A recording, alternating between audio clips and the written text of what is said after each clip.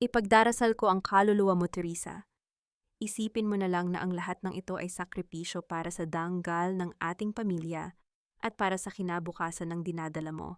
Ang boses ni Doña Consuela ay nanatiling banayad halos parang isang bulong ng anghel, ngunit bawat salitang lumalabas sa kanyang bibig ay tila lason na unti-unting pumapatay sa pag-asa ni Teresa.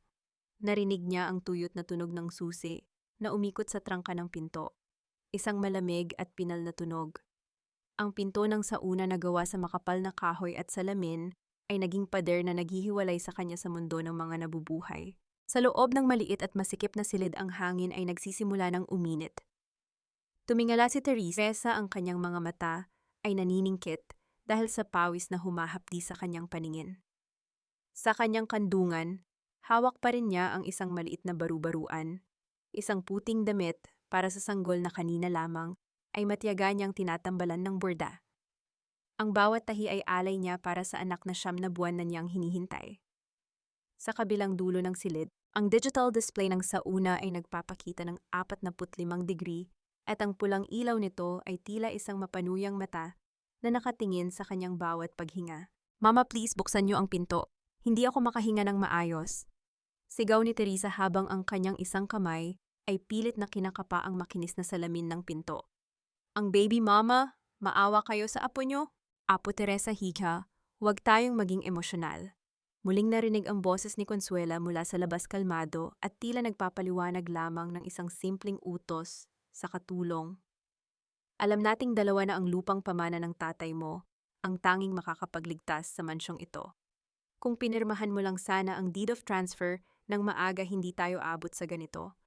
Isipin mo na lang na ang init na iyan ay parang purgatorio, lilinisin nito ang katigasan ng ulo mo. Nanlamig ang buong katawan ni Teresa sa kabila ng tumitinding init ng paligid. Ang kanyang puso ay tila pinipiga ng isang higanteng kamay. Naalala niya ang mukha ng kanyang asawa, si Mateo. Kaninang umaga lamang bago ito umalis, hinaplos pa nito ang kanyang tiyan at nangakong uuwi ng maaga para sa kanilang anibersaryo. Mateo, nasaan ka ba?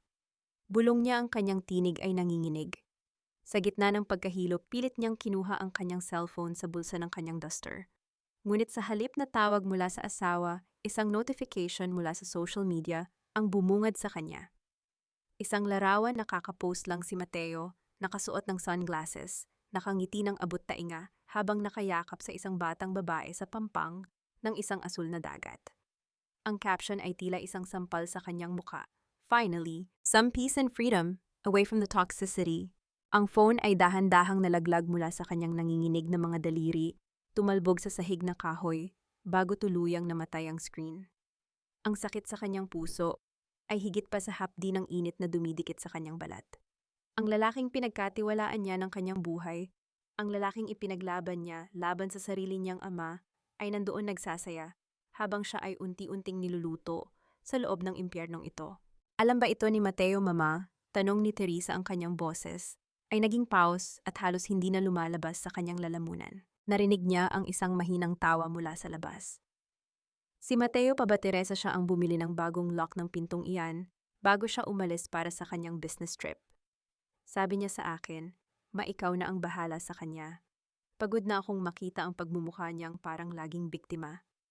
Huwag kang mag-alala, iingatan ko ang bata kung sakaling mabuhay siya. Kasabay ng mga salitang iyon, naramdaman ni Teresa ang isang matalim na kirot sa kanyang puson. Isang kakaibang daloy ng init ang gumuhit mula sa kanyang likuran patungo sa kanyang tiyan. Ang kanyang anak, ang munting buhay sa loob niya, ay nagsisimula ng lumaban. Naramdaman niya ang marahas na sipa nito, tila nagtatanong kung bakit ang mundong malapit na nitong pasukin ay biglang naging ganito kalupit. No, hindi. Sambit ni Teresa habang ang kanyang paningin ay nagsisimula ng magdilim. Ang bawat sulok ng silid ay tila umiikot. Ang amoy ng tuyong kahoy at ang singaw ng init ay sumasakal sa kanyang baga. Napasandal siya sa pader, ang kanyang balat ay namumula na at ang kanyang hininga ay naging mababaw at mabilis. Ang bawat patak ng kanyang pawis ay tila isang luhang hindi na kayang ilabas ng kanyang mga mata. Sa sandaling iyon, ang imahe ni Maricar, ang kanyang pinagkakatiwalaang katulong, ay pumasok sa kanyang isip. Maricar was supposed to check the basement every hour. Nasaan siya? Bakit wala siyang naririnig na yabag ng paa nito? Dahan-dahang gumapang si Teresa patungo sa ilalim ng pinto, sinusubukang humanap ng kahit katiting na malamig na hangin na dumadaloy sa siwang. Ngunit imbes na hangin ang naramdaman niya, ay ang pagpasok ng isang makapal at itim na usok mula sa kabilang bahagi ng basement. Isang amoy ng nasusunog na kable. Mama, may sunog, mama. Pilit niyang kinalampag ang pinto ngunit wala nang sumasagot sa kabilang panig. Ang tanging naririnig na lamang niya ay ang ugong ng ventilation fan na tila sumasabay sa kaba ng kanyang dibdib. Siya ay nag-iisa. Sa loob ng silid na ito, siya ay nakalimutan na ng mundo. Ang init ay hindi na lamang basta temperatura. Ito ay naging isang kaaway na nagnanakaw ng kanyang malay. Niyakap niya ang kanyang tiyan, pilit na ibinabalot ang maliit na baru-baruan sa kanyang mga kamay habang ang kanyang katawan ay dahan-dahang bumubigay sa sahig. Isang tanong ang paulit-ulit na bumabalot sa kanyang naghihingalong isipan. Hanggang kailan susukatin ng tadhana ang tibay ng isang pusong tanging pagmamahal lamang ang alam ibigay bago ito tuluyang maging abo? Sa gitna ng lumalalang init at papasok na usok, ang mga mata ni Teresa ay dahan-dahang pumikit. Ngunit bago siya tuluyang mawalan ng malay, isang huling sipa mula sa loob ng kanyang tiyan ang nagpagising sa isang bahagi ng kanyang kaluluwa na hindi pa handang sumuko. Isang malamig na galit ang nagsimulang mamuo sa gitna ng nagbabagang silid. Kung mamatay man siya rito, sisiguraduhin niyang hindi siya mag-iisang mahuhulog sa hukay. Ang katahimikan sa loob ng sauna ay nabasag lamang ng tunog ng kanyang mabigat na paghinga at ang mahinang kaluskos ng isang bagay na matalim na tumama sa sahig. Ang tansatgi na kanina ay hindi niya napansin. Ang kanyang kamay, bagamat nangangatog, ay dahan-dahang lumapit sa kinalalagyan nito.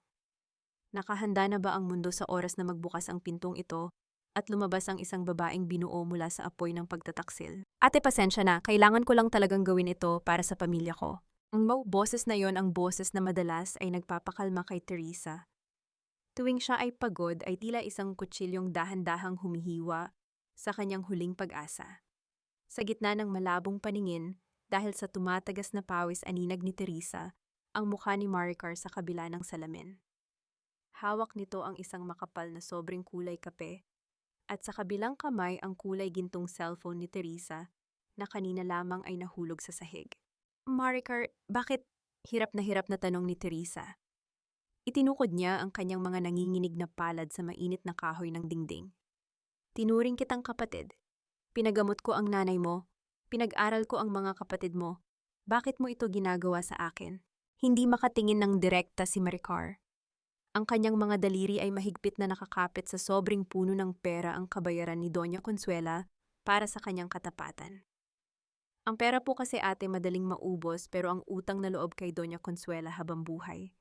Sabi niya kung hindi ko gagawin ito, ipapakulong niya ang kapatid ko sa kasalanang hindi naman nito ginawa. Wala akong pilihan. Sa puntong iyon, umilaw ang screen ng cellphone sa kamay ni Maricar. Isang video call mula kay Mateo. Nakita ni Teresa ang mukha ng kanyang asawa sa maliit na screen, ngunit bago pa man niya maisigaw ang pangalan nito, mabilis na pinindot ni Maricar ang decline. Nakita ni Teresa ang mabilis na paggalaw ng mga daliri ng katulong habang dinidelete nito ang log ng tawag at ang mga mensaheng humihingi ng tulong na ipinadala ni Teresa kanina. Maricar, parang awa mo na. Ang baby ko, pagmamakaawa ni Teresa, habang ang isa niyang kamay ay pilit na hinihimas ang kanyang tiyan na tila tumitigas na sa sobrang sakit. Kahit ako na lang ang iwan niyo rito, iligtas niyo lang ang anak ko. Huwag ninyong hayaang mamatay ang isang inosenteng bata dahil sa pera. Huwag po kayong mag-alala, ate. Sabi ni Doña Consuela, kapag tapos na ang lahat, tatawag siya ng ambulansya. Kailangan niyo lang daw pong matutong sumunod, sagot ni Maricar bagaman nanginginig ang kanyang tinig. Kinuha niya ang isang mahabang kadena at muling itinalon ito sa hawakan ng pinto. Tinitiyak na kahit anong lakas ng pagtulak ni Teresa ay hindi ito mabubuksan. Ang bawat tunog ng kadenang tumatama sa bakal ay tila ba kabaong na ipinapako para kay Teresa. Ramdam niya ang matinding pag-akyat ng init sa kanyang ulo. Ang oxygen sa loob ng maliit na silid ay tila nauubos na pinalitan ng nakakasuffocate na singaw at ang amoy ng nasusunog na materyales mula sa kabilang panig ng basement. Sa sobrang desperasyon, kinuha ni Teresa ang tansatgi o ang kinakalawang na bakal na nakita niya sa sulok. Gamit ang natitirang lakas, Pilit niyang hinahampas ang salamin ng pinto. Ngunit ang salamin ay tempered matigas at sadyang ginawa para hindi basta-basta mabasag. Sa bawat paghampas niya, ang kuryente ng sakit ay gumuguhit sa kanyang mga braso at bumabaon sa kanyang puson. Mateo, tulungan mo ako. Sigaw niya kahit alam niyang walang makakarinig sa kanya sa liblib na bahaging iyon ng mansyon. Muling sumilip si Maricar sa salamin, ang kanyang mga mata ay puno ng takot, ngunit nanatiling matigas ang paninindigan. Ate, tumigil na po kayo, masasaktan lang kayo lalo.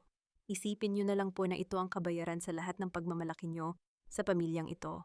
Sabi ni Donya, masyado na raw po kayong mataas, kailangang ibaba ang lipad niyo. Pagkatapos sabihin iyon, tinalikuran na siya ni Maricar. Narinig ni Teresa ang paalis na mga yabag ng paa nito mabilis at tila tumatakbo palayo sa krimeng kanyang ginawa. Ang dilim at katahimikan ay muling bumalot sa paligid, maliban sa ugong ng apoy na tila lumalapit na sa kanilang kinalalagyan. Napaluhod si Teresa. Ang kanyang paningin ay nagsisimulang magkaroon ng mga itim na tuldok. Ang bawat paghinga niya ay tila paghigop ng nagbabagang uling. Sa gitna ng kanyang pagkahilo, ang kanyang ulo ay dahan-dahang bumagsak at tumama sa matigas na gilid ng upuang kahoy. Naramdaman niya ang malapot at mainit na likido na dumadaloy mula sa kanyang noo patungo sa kanyang pisngi. Ang dugo ay humahalo sa kanyang pawis, pumapasok sa kanyang mga mata at nagbibigay ng pulang kulay sa kanyang paligid. Ang sakit mula sa kanyang tiyan at ang sakit sa kanyang ulo ay nagsama, lumilikha ng isang symphony ng paghihirap na halos hindi na kayang dalhin ng kanyang malay. Tatay, tulong. Mahina niyang bulong bago tuluyang bumigay ang kanyang mga tuhod. Nakahandusay si Teresa sa sahig ng nagbabagang sa una, walang malay at dugo ang noo, habang ang usok mula sa sunog sa labas ay dahan-dahang gumagapang papasok sa ilalim ng pinto. Sa kanyang tabi, ang puting damit ng baby na kanina ay hawak niya ay unti-unti na ring nadudumihan ng dugo at alikabok. Mamamatay na ba siya rito nang walang nakakaalam? O ang sipa ng buhay sa loob ng kanyang tiyan ang magiging mitsa para sa huling pagkakataon na makaligtas?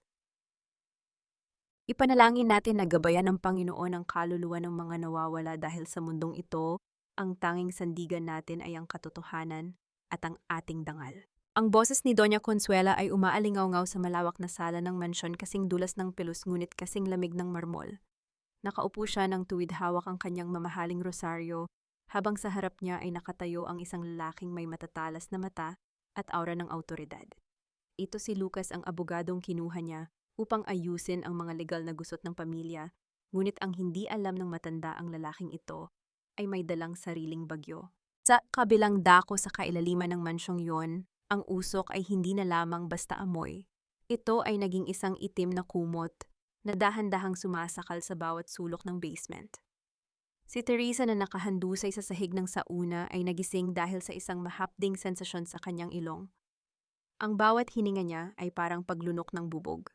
Ang dugo mula sa kanyang noo ay natuyo na nagiiwan ng malagkit at madilim na bahid sa kanyang pisngi, habang ang kanyang duster ay basang-basa na ng pawis at tubig panubigan. Attorney Lucas, salamat sa pagdating mo sa gitna ng aming pagsubok. Pagpapatuloy ni Consuela, ang kanyang mukha ay bakas ng peking pag-aalala. Ang manugang ko, si Teresa, ay hindi namin mahanap. Natatakot ako na baka tinakasan niya ang kanyang mga responsibilidad at iniwan ang aking anak na si Mateo. Habang nagsasalita ang matanda, tila nakikita ni Lucas ang bitak sa likod ng perpektong maskara nito. Bilang isang lalaking lumaki sa anino ng paghihiganti, kabisado niya ang amoy ng kasinungalingan. Huwag kayong mag-alala, Doña Consuela Tan. Tugon ni Lucas, ang kanyang boses ay malalim at walang emosyon. Mahahanap natin ang katotohanan. Ngunit bago ang lahat, kailangan ko munang suriin ang mga dokumentong sinasabi ninyong kailangang ilipat sa pangalan ni Mateo.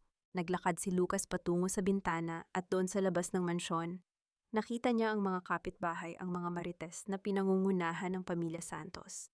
Sila ay nagbubulungan, itinuturo ang mansyon at nagkakalat ng balita na ang salat sa dangal na si Teresa ay sumama na sa ibang lalaki. Ang bawat bulong ay tila mga langaw na dumadapo sa isang sariwang sugat. Ngunit isang bagay ang kumuha sa atensyon ni Lucas. Isang kumikislap na bagay sa gilid ng hagdanan patungo sa basement. Lumapit siya at yumuko upang pulutin ito. Isang maliit na hikaw na may hugis ng bulaklak, isang simpleng alhas na hindi nababagay sa karangyaan ni Consuela ngunit pamilyar sa mga larawang nakita niya tungkol kay Teresa. Sa ilalim sa gitna ng nag-aapoy na panganib, pilit na iminulat ni Teresa ang kanyang mga mata. Ang init ay tila sinusunog ang kanyang mga pilikmata. Naramdaman niya ang kakaibang katahimikan sa paligid, maliban sa mahinang dagundong ng apoy na kumakain sa mga kable ng kuryente sa labas ng sauna. Ang kanyang kamay ay dahan-dahang gumapang patungo sa Thansat key na kanina ay nabitawan niya.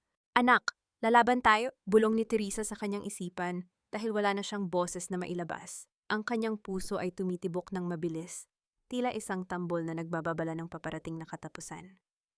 Ang bawat sipa ng sanggol sa kanyang tiyan ay naging mas mahina, isang senyales na nauubusan na rin ito ng lakas. Itinukod ni Teresa ang kanyang siko sa mainit na sahig, pilit na iniangat ang kanyang katawan kahit na ang bawat galaw ay parang binabali ang kanyang mga buto.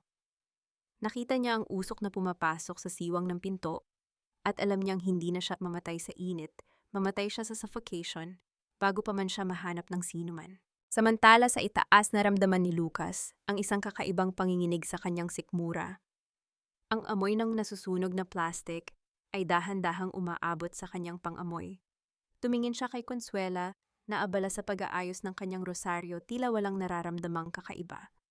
Doña Consuela, may amoy ba kayong nararamdaman? Tanong ni Lucas, ang kanyang mga mata ay naniningkit. Wala naman, attorney.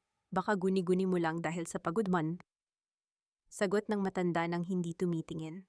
Ngunit hindi naniwala si Lucas.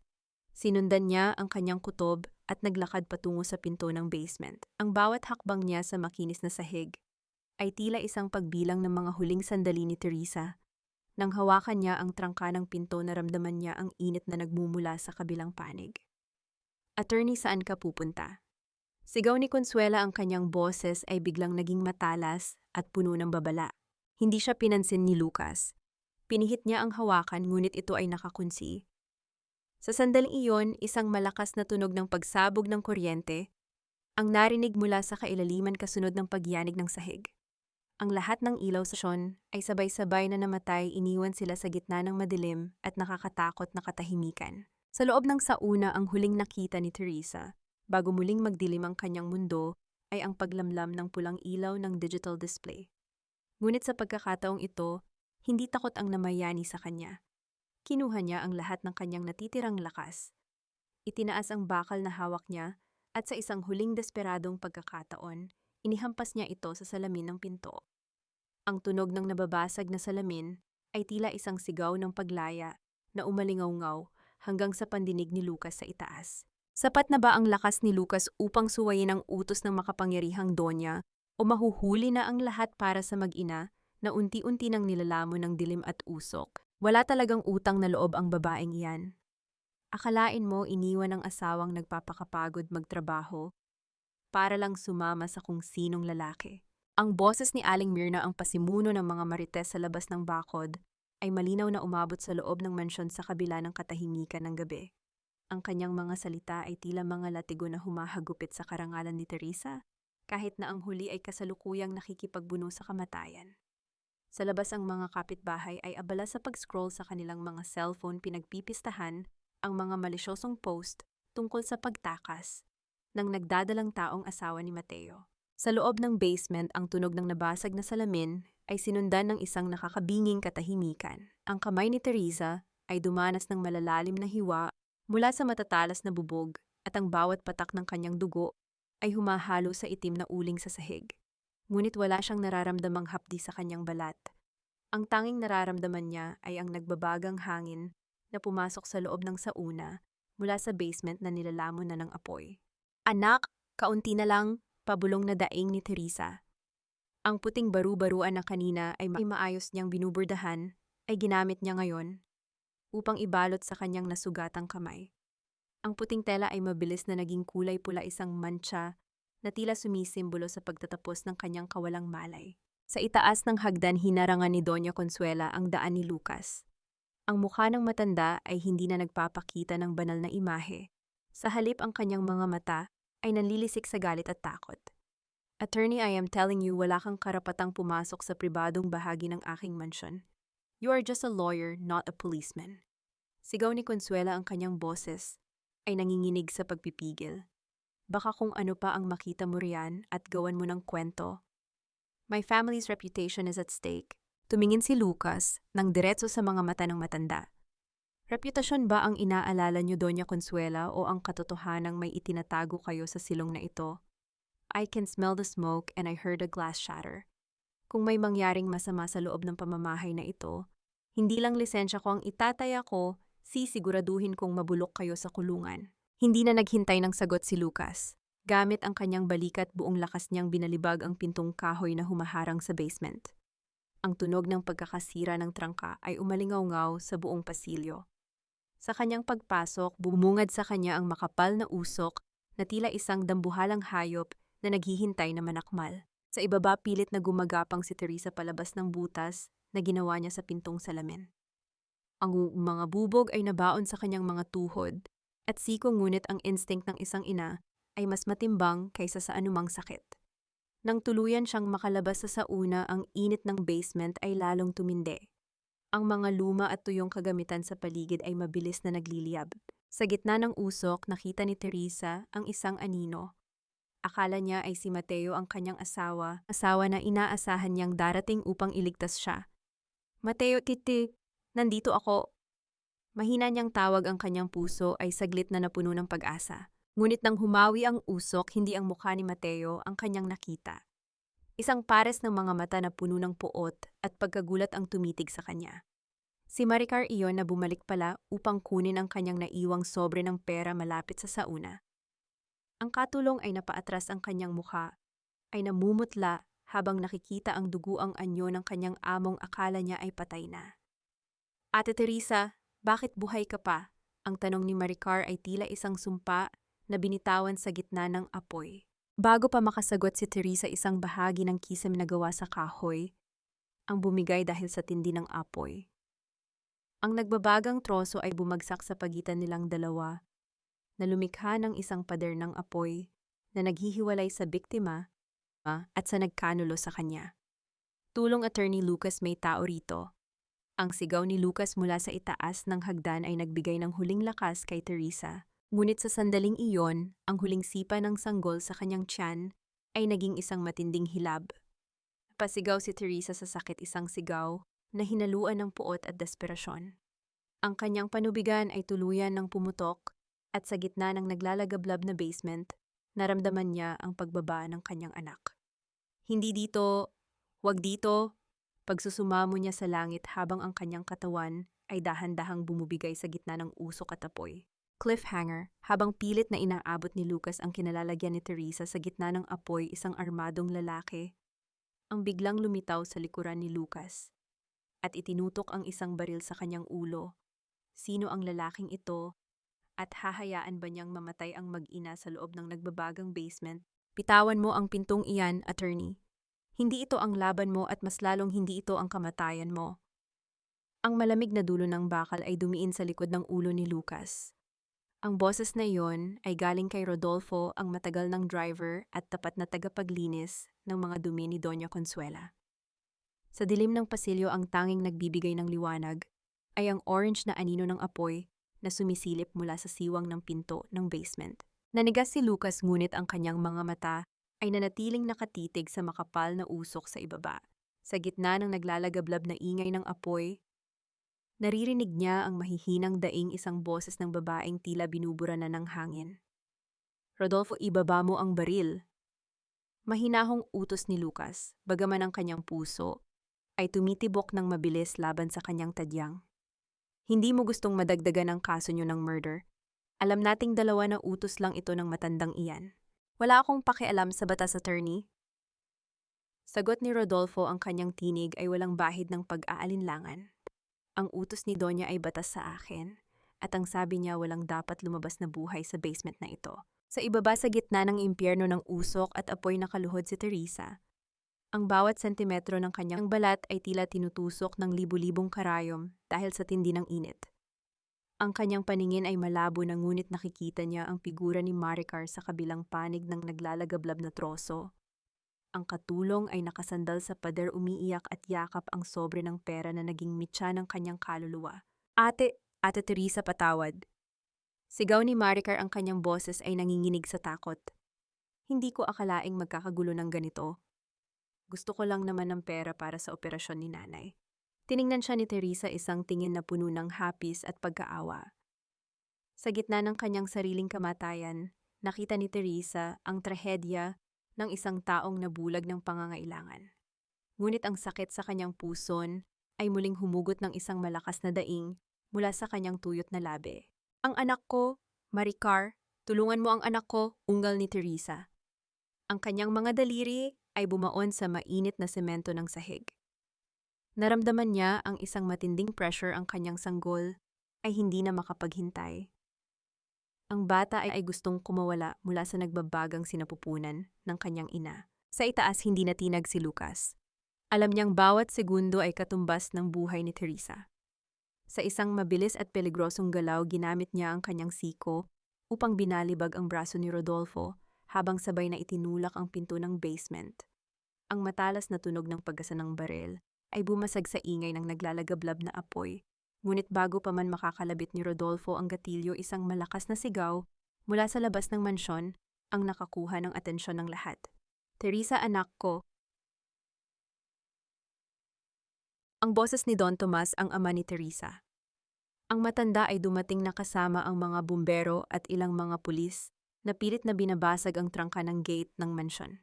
Nagkaroon ng saglit na kalituhan sa mukha ni Rodolfo. Ang pagkakataong iyon ang ginamit ni Lucas upang sadyang ihulog ang sarili sa hagdanan patungo sa mausok na basement, mas piliin ang panganib ng apoy kaysa sa bala ni Rodolfo. Teresa, sigaw ni Lucas habang tinatakpan ng kanyang ilong gamit ang kanyang sando. Ang init ay tila gustong tunawin ang kanyang sapatos habang tumatapak sa mga nagbabagang uling. Nang makarating siya sa ibaba, nakita niya ang duguang anyo ni Teresa na nakasandal sa pader malapit sa pintuan ng sauna na wasak na ang salamin. Ang puting damit ng baby na hawak nito ay basang-basa na ng dugo at tubig. Attorney, hirap na sambit ni Teresa, ang kanyang mga mata ay dahan-dahang tumitirik. Iligtas mo ang baby ko. Binuhat ni Lucas si Teresa, binaliwala ang hapdi ng apoy na dumidikit sa kanyang braso. Ngunit sa kanyang pagtayo, isang malakas na kalabog ang narinig mula sa itaas. Ang hagdanang gawa sa kahoy, ang tanging daan nila palabas, ay tuluyan ng gumuho at nilamon ng apoy. Cliffhanger, habang yakap-yakap ni Lucas ang nanghihinang katawan ni Teresa.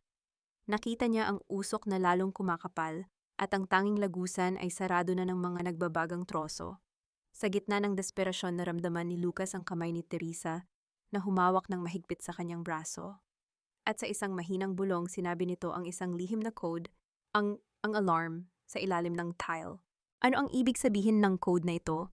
At meron pa bang ibang daan palabas bago sila tuluyang malibing ng buhay sa ilalim ng mansyong ito? Tantefahag. Mamamatay kaming dalawa ng anak ko rito, Lucas. Siguraduhin mong mabubulok sila sa impyerno kapag wala na kami. Ang bawat salitang lumabas sa labi ni Teresa ay tila isang huling-hiling ng isang taong nakatitig na sa mukha ng kamatayan. Ang kanyang mga kamay na puno ng uling at nanunuyo ng dugo ay mahigpit na nakakapit sa braso ni Lucas. Ang init sa loob ng basement ay hindi na lamang basta nakakapaso. Ito ay parang isang dambuhalang hayop na dahan-dahang tumutunaw sa kanilang balat. Huwag kang magsalita ng ganyan, Teresa. Hindi kita hahayaang mamatay dito. Sigaw ni Lucas, ang kanyang boses ay naging paos dahil sa usok na pumasok sa kanyang baga. Pilit niyang inaninag ang sahig, hinahanap ang tile na binanggit ng babae. Nasaan ang tile, alin dito? Sa ilalim ng lumang estante, yung may marka ng krus, hikbi ni Teresa, bago muling pumikit ang kanyang mga mata dahil sa tindi ng sakit ng kanyang puson. Ang kanyang katawan ay dahan-dahang nawawala ng buhay, tila isang kandilang paubos na ang mitsa sa gitna ng bagyo. Hindi nagsayang ng oras si Lucas. Gamit ang kanyang natitirang lakas, itinulak niya ang bigat at nagbabagang estante na gawa sa bakal. Ang tunog ng pagkaskas ng metal sa semento ay umalingaw-ngaw sa silid, kasing pait ng sigaw ng desperasyon. Doon sa ilalim ng makapal na alikabok at uling, nakita niya ang isang tile na may maliit at halos hindi mapansing marka. Gamit ang tansat kinabitbit ni Teresa kanina, buong lakas niyang tinungkab ang sahig. Sa labas ng mansyon, ang kaguluhan ay abot langit na. Ang mga bumbero ay pilit na tinitira ng tubig ang naglalagablab na bahagi ng bahay. habang si Don Tomas ay pilit na nagpupumiglas sa hawak ng dalawang pulis. Ang anak ko, bitawan niyo ako. Ang anak ko ay nasa loob pa. Sigaw ng matanda, ang kanyang boses ay puno ng pait na tanging isang ama lamang ang makakaramdam. Sa kabilang dulo ng bakuran, nakatayo si Doña Consuela kalmado at tila nanonood lamang ng isang dula. Ang kanyang mga kamay ay magkadikit, tila nagdarasal, ngunit ang kanyang mga mata ay nagniningning sa tuwa habang nakikita ang paglamon ng apoy sa basement. Sayang ang mansion's count, bulong niya sa kanyang sarili, pero masayang ang yaman kung mapupunta lang sa isang hamak na probinsyana. Doña Consuela. Ang sigaw ni Mateo ay bumasag sa katahimikan ng matanda. Kararating lang niya, hingal na hingal, at bakas ang gulat sa kanyang mukha. Anong nangyayari? Nasaan si Teresa? Bakit nasusunog ang bahay? Tumingin ang matanda sa kanyang anak, ang kanyang mukha ay biglang nagbago patungo sa isang mapagkunwaring lungkot. Mateo anak, si Teresa, sinadya niyang sunugin ang basement. Gusto niyang magpakamatay kasama ang anak mo dahil sa selos. Sinubukan namin siyang iligtas, pero huli na ang lahat. Nanlalamig na napatingin si Mateo sa naglalagablab na gusali. Ang cellphone niya ay nandoon pa rin sa kanyang bulsa, naglalaman ng mga larawan ng kanyang pakikipagsaya habang ang kanyang asawa ay kasalukuyang nilalamon ng apoy. Ang pagsisisi ay dahan-dahang gumagapang sa kanyang puso, ngunit ang takot sa kanyang ina ay mas matindi. Balik sa basement, isang himala ang bumukas sa ilalim ng mga kamay ni Lucas. Ang tile na kanyang tinungkab ay naglalaman ng isang lumang mekanismo, isang emergency manual override para sa isang lihim na lagusan na ginawa pa nung panahon ng giyera. Sa isang malakas na hila, isang bahagi ng dingding ang dahan-dahang lumingon, nagpapakita ng isang madilim at makipot na pasilyo na patungo sa labas ng dientrang. Teresa, gising, may daan na tayo. Binuhat ni Lucas ang babae, binaliwala ang sakit ng kanyang mga paso. Sa kabilang sulok, nakita niya si Maricar na nakahandusay na at halos hindi na humihinga. Isang saglit na pag-aalinlangan ang dumaan sa isip ni Lucas, ngunit ang utos ng konsensya ay nanaig. Maricar, bumangon ka riyan kung gusto mo pang mabuhay. Habang papasok sila sa madilim na lagusan, naramdaman ni Lucas ang marahas na pagyanig ng lupa. Ang buong mansyon ay nagsisimula ng gumuho. Ang tunog ng mga bumabagsak na semento at kahoy ay tila isang hatol ng kamatayan na humahabol sa kanila. Nang makalabas sila sa dulo ng lagusan na matatagpuan sa isang liblib na bahagi ng talampas sa Tagaytay, ang malamig na hangin ng madaling araw ay humalik sa kanilang mga balat. Napaluhod si Lucas sa damuhan, yakap pa rin ang nanghihinang katawan ni Teresa. Ang langit ay nagsisimula ng magkulay rosas, isang kabalintunaan sa madugong gabi na kanilang pinagdaanan. Attorney, isang mahinang tinig ang narinig ni Lucas. Iminulat ni Teresa ang kanyang mga mata at sa gitna ng liwanag ng bukang liwayway, nakita niya ang mansyon na tuluyan nang nagiba sa malayo. Ligtas na kayo, Teresa. Ligtas na kayo. Bulong ni Lucas, ang kanyang luha ay dahan-dahang pumatak sa pisngi ng babae. Ngunit ang katahimikan ay nabasag nang marinig ni Lucas ang isang pamilyar na tunog ng pagkasa ng baril sa kanyang likuran. Lumingon siya at nakita si Mateo na duguang ang baro at may hawak na baril. Ang mga mata ay puno ng pagkabaliw at takot. Ibibigay mo sa akin ang asawa ko, attorney, utos ni Mateo, ang kanyang kamay ay nanginginig. Hindi siya pwedeng mabuhay. Kapag nagsalita siya, tapos na kaming lahat. Cliffhanger, habang itinututok ni Mateo ang baril kay Lucas at sa duguang si Teresa, biglang dumaing ng malakas si Teresa. Ang kanyang mga kamay ay napakapit sa kanyang tiyan, habang ang unang iyak ng isang sanggol ay narinig sa gitna ng masukal na damuhan. Sino ang uunahin ni Mateo, ang kanyang anak, nakakasilang pa lamang, o ang pagtatakip sa krimen ng kanyang pamilya? Mateo, ibaba mo ang baril na iyan. Tingnan mo ang anak mo. Ang anak niyo ni Teresa, hahayaan mo bang ang unang makita niya sa mundong ito ay ang sarili niyang ama na pumapatay sa kanyang ina? Ang boses ni Lucas ay kalmado, ngunit may talim ng awtoridad na tila humihiwa sa malamig na hangin ng madaling araw. Nakaharang ang kanyang katawan sa pagitan ng dulo ng baril at ng duguang si Teresa na nakasandal sa isang puno ng pino. Sa gitna ng katahimikan ng talampas, ang tanging maririnig ay ang mabilis na paghinga ni Mateo at ang gumaralgal na iyak ng sanggol, isang tunog na puno ng buhay sa gitna ng banta ng kamatayan. Hindi mo naiintindihan, attorney. Sigaw ni Mateo, ang kanyang mga mata ay nanlilisik at puno ng luhang dulot ng takot at pagkabaliw. Kapag nabuhay si Teresa, isusuka ako ng lipunan. Mawawala ang lahat ng pinaghirapan ni Mama. Magiging basura kami sa paningin ng lahat. Mateo, please. Isang mahinang tinig ang pumailanlang mula sa paanan ni Lucas. Pilit na iniangat ni Teresa ang kanyang ulo, ang kanyang mukha ay kasing puti na ng papel. Sa kanyang mga bisig balot ng basang puting baru-baruan ay ang munting sanggol na nanginginig sa ginaw. Tingnan mo, ang anak mo. May mga mata siyang katulad ng sayo. Papatayin mo rin ba siya? Tumingin si Mateo sa maliit na bundle na hawak ni Teresa. Sa isang saglit ang kanyang nanginginig na daliri sa gatilyo ay tila lumuwag. Nakita niya ang munting kamay ng sanggol na kumakawag sa hangin, tila naghahanap ng init at kalinga. Ang puot sa kanyang puso ay sandaling nakipagbuno sa likas na instinto ng isang ama.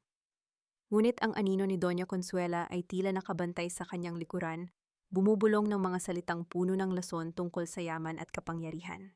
Sinira mo ang buhay ko, Teresa. Muling bumalik ang galit sa boses ni Mateo. Sana ay pinirmahan mo na lang ang mga papeles. Sana ay hindi ka na lumaban.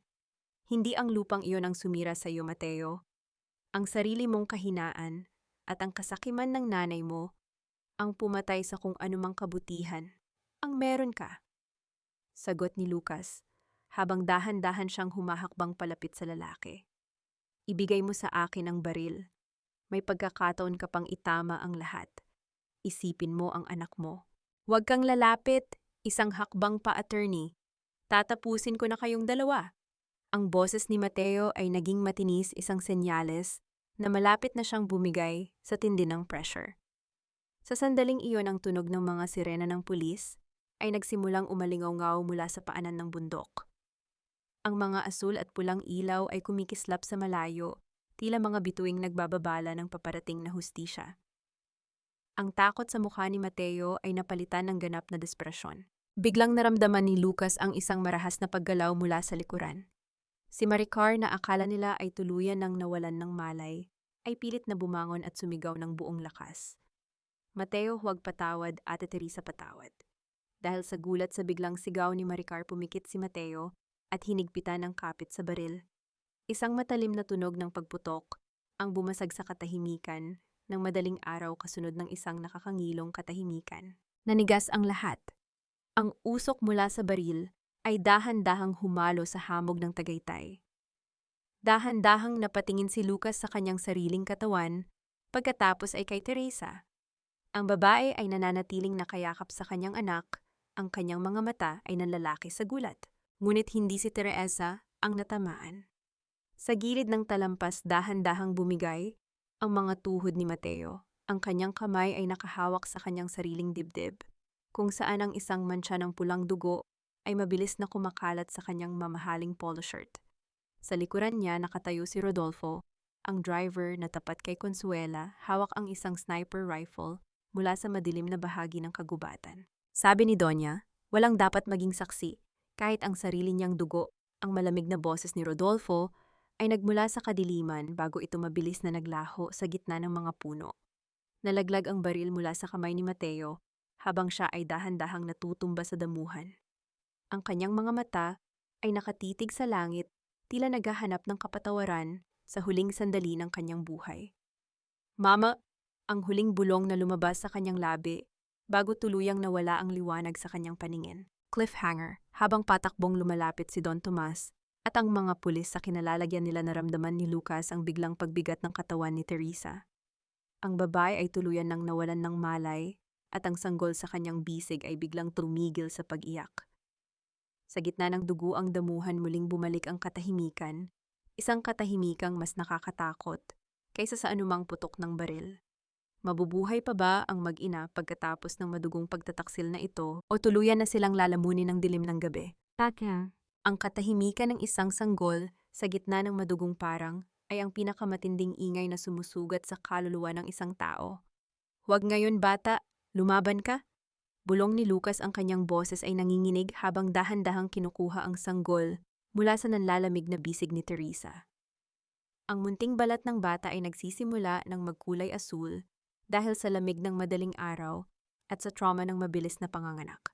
Itinukod ni Lucas ang dalawang daliri sa dibdib ng sanggol, pilit na hinahanap ang pintig na tila nagtatago. Sa bawat segundo ng katahimikan, ang puso ni Lucas ay tila pinipiga ng isang dambuhalang kamay. Sa tabi niya si Teresa ay nakahandusay ang kanyang mga mata, ay bahagyang nakabukas, ngunit walang buhay na makikita rito. Ang kanyang hininga ay naging kasing nipis ng sinulid. Teresa, anak! Ang sigaw ni Don Tomas ay bumasag sa katahimikan. Patakbong lumapit ang matanda, binaliwala ang kanyang rayuma at ang pagod ng mahabang gabi. Nang makita niya ang duguang anyo ng kanyang anak at ang wala ng buhay na katawan ni Mateo, sa di kalayuan, napaluhod ang matanda sa damuhan. Diyos ko, anong ginawa nila sa iyo? Don Tomas ang baby, hindi siya humihinga. Sigaw ni Lucas habang patuloy na binibigyan ng banayad na pressure ang dibdib ng bata. Biglang isang mahina at gumaralgal na tunog. Ang narinig isang ubo kasunod ng isang maliit at nanghihinang iyak. Ang tunog na iyon ay tila isang awit ng anghel na nagpabalik ng hininga sa lahat ng naroon. Ang sanggol ay muling lumaban para sa kanyang buhay. Salamat sa Diyos, hikbi ni Don Tomas, habang mabilis na hinuhubad ang kanyang jacket upang ibalot sa kanyang apo. Mabilis na dumating ang mga medic. Isinakay si Teresa at ang sanggol sa magkahiwalay na stretcher. Ang bawat galaw ng mga kagamitang pang-medical, ang tunog ng mga radyo ng pulis, at ang pagkislap ng mga ilaw ng ambulansya ay tila isang malabong panaginip para kay Lucas.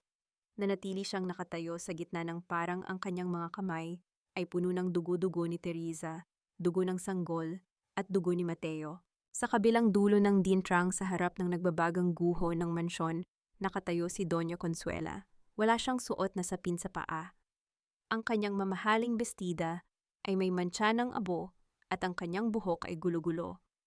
Umiiyak siya sa harap ng mga kamera ng media na kararating lang isang perpektong imahe ng isang nagdadalamhating lola at ina. Ang anak ko ang kaisa-isa kong anak na si Mateo. Hagulgol ni Consuela habang pilit na itinatago ang kanyang mga mata sa likod ng panyo.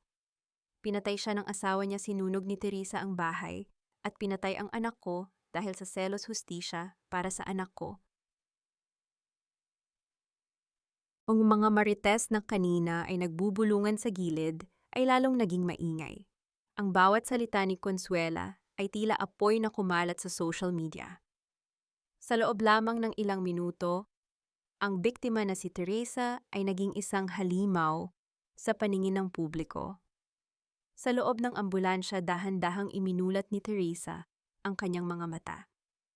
Nakita niya ang puting kisame at narinig ang tunog ng oxygen tank. Sa kanyang tabi nakaupo si Lucas, mahigpit na hawak ang kanyang kamay. Ang baby ko? Mahinang tanong ni Teresa, ang kanyang boses ay halos isang hininga na lamang. Ligtas siya, Teresa. Kasama siya ni Don Tomas. Sagot ni Lucas, pilit na pinapakalma ang babae. Kailangan mong magpakatatag. Marami pa tayong kailangang harapin. Tumingin si Teresa sa labas ng bintana ng ambulansya. Nakita niya ang mga pulis na nagsisiyasat sa paligid. Ngunit ang kinalabutan siya nang makita niya sa gitna ng dilim ng mga puno ang isang pares ng mga matang nakatingin sa kanya. Si Rodolfo. Ang driver ay naroon pa rin, tila isang anino na naghihintay ng tamang pagkakataon upang tapusin ang sinimulan. Naramdaman ni Teresa ang isang malamig na takot, ngunit kasabay nito ay ang pagusbong ng isang bagong lakas. Ang kanyang pag-ibig para kay Mateo ay namatay na kasama ng mansyong iyon, at ang tanging natira ay ang nagbabagang kailangang protektahan, ang kanyang anak. Attorney, sambit ni Teresa, habang ang kanyang mga mata ay nagniningning sa gitna ng panghihina. Ang digital cloud, ang password, ay ang birthday ng tatay ko. Lahat ng ebidensya nandoon. Napatitig si Lucas sa kanya. Alam niyang ito na ang susi upang mapabagsak si Consuela. Ngunit bago pa siya makasagot, biglang huminto ang ambulansya nang may malakas na kalabog. Ang sasakyan ay tila binangga ng isang malaking bagay mula sa likuran. Cliffhanger, habang pilit na binubuksan ni Lucas ang pinto ng ambulansya, nakita niya ang isang itim na SUV na nakaharang sa daan.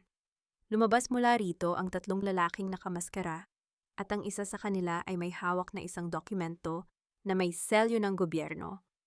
Attorney, nasa ilalim kami ng utos ni Doña Consuela. Ang bata ay nasa pangangalaga na ng Diaz at Baverdi dahil ang ina ay isang akusado sa krimen. Ibigay niyo ang sanggol.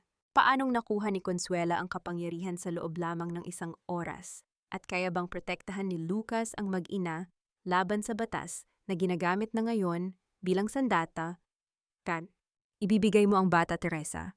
Huwag mo nang hintayin na sa bilangguan ka paabutan ng paglaki niyan. Isang mamatay tao na tulad mo ay walang karapatang humawak ng isang inosenteng buhay. Ang mga salitang iyon mula sa lalaking nakasuot ng barong ay tila mga karayom na itinusok sa pandinig ni Teresa. Sa loob ng tumigil na ambulansya, ang tanging nagbibigay ng liwanag ay ang kislap ng mga asul at pulang ilaw mula sa labas na nagpapakita ng anino ng mga lalaking tila mga buwayang naghihintay ng kanilang biktima. Ang amoy ng gamot at antiseptiko ay humahalo sa malansang amoy ng dugo na lumilikha ng isang nakakasulasok na atmosfera. Hindi niyo pwedeng gawin ito. Sigaw ni Lucas, ang kanyang boses ay nanginginig sa matinding pagtitimpi. Ang kanyang mga kamay ay nakaharang sa tapat ng maliit na incubator kung saan nakahiga ang sanggol. Wait a minute, hindi ganyan ang legal na procedure ng DSWD. Ang baby ay kailangan ng medical na attention at ang nanay ay wala pang formal na sakdal. Attorney, huwag mo kaming turuan ng batas. Sagot ng isa pang lalaki habang iwinawagayway ang isang papel na may selyo ng korte. Ito ay isang court order para sa temporary custody. Dahil sa tindi ng krimeng kinasasangkutan ng ina, ang kapakanan ng bata ang prioridad. Ngayon baka gusto mong madagdagan ang kaso mo ng obstruction of justice.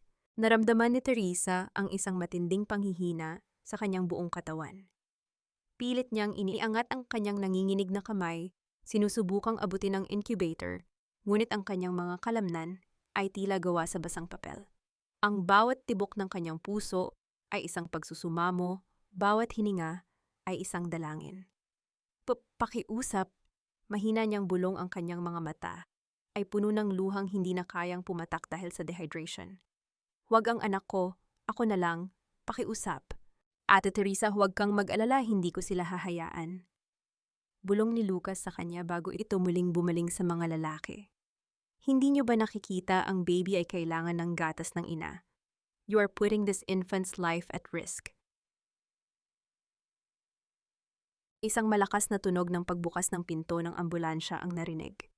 Ang malamig na hangin ng madaling araw ay pumasok sa loob, dala ang amoy ng usok mula sa nasunog na mansyon sa malayo. Pumasok ang isang babaeng naka-uniforme, ang kanyang mukha ay walang emosyon. Walang sabi-sabi niyang binuhat ang sanggol mula sa incubator. Ang iyak ng sanggol ay muling pumailanlang isang matinis at masakit na tunog na tila naghihiwalay sa kaluluwa ni Teresa mula sa kanyang katawan. Naramdaman ni Teresa ang isang biglang buhos ng adrenaline. Sa kabila ng kanyang mga tahi, sa kabila ng pagkawala ng maraming dugo, pilit siyang bumangon mula sa stretcher. Ibalik niyo ang anak ko. Isang paos ngunit makapangyarihang sigaw ang kumawala sa kanyang lalamunan. Ngunit bago pa man niya mahawakan ng babae, dalawang lalaki ang mabilis na humawak sa kanyang mga balikat, itinutulak siya papabalik sa matigas na higaan. Ang tunog ng pagsasara ng pinto ng ambulansya ay tila isang pinal na hatol. Nakita ni Teresa sa maliit na bintana ang pag-alis ng itim na SUV, dala ang kanyang puso, ang kanyang buhay, ang kanyang kaisa-isang dahilan para huminga. Teresa, huminahon ka, ang tahi mo. Sigaw ni Lucas habang pinipigilan siya. Kukunin natin siya, pangako. Gagamitin ko ang lahat ng koneksyon ko. Hindi mananalo ang matandang iyon. Wala na siya, Lucas. Wala na ang anak ko. Hikbi ni Teresa, ang kanyang katawan ay dahan-dahang nawawalan ng lakas hanggang sa tuluyan na siyang mapalumpagi sa sahig ng ambulansya.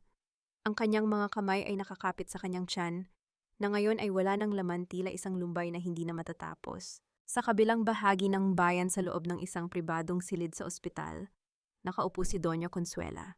Hawak niya ang isang baso ng mamahaling wine, habang ang sanggol ay nakahiga sa isang marangyang kuna sa kanyang tabi.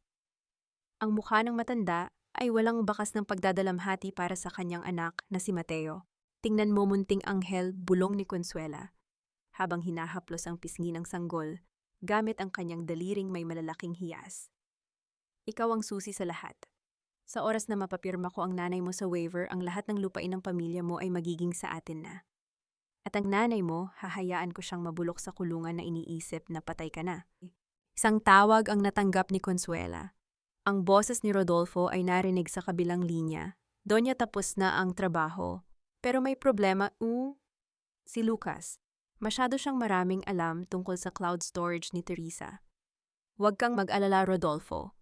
Muling uminom ng wine ang matanda, ang kanyang mga mata ay kumikislap sa dilim. Alam mo naman kung paano tayo magligpit ng mga sagabal. Gawin mo na ang dapat gawin. Balik sa ambulansya habang pilit na pinapakalma ni Lucas si Teresa, isang bagay ang napansin ni Lucas sa sahig.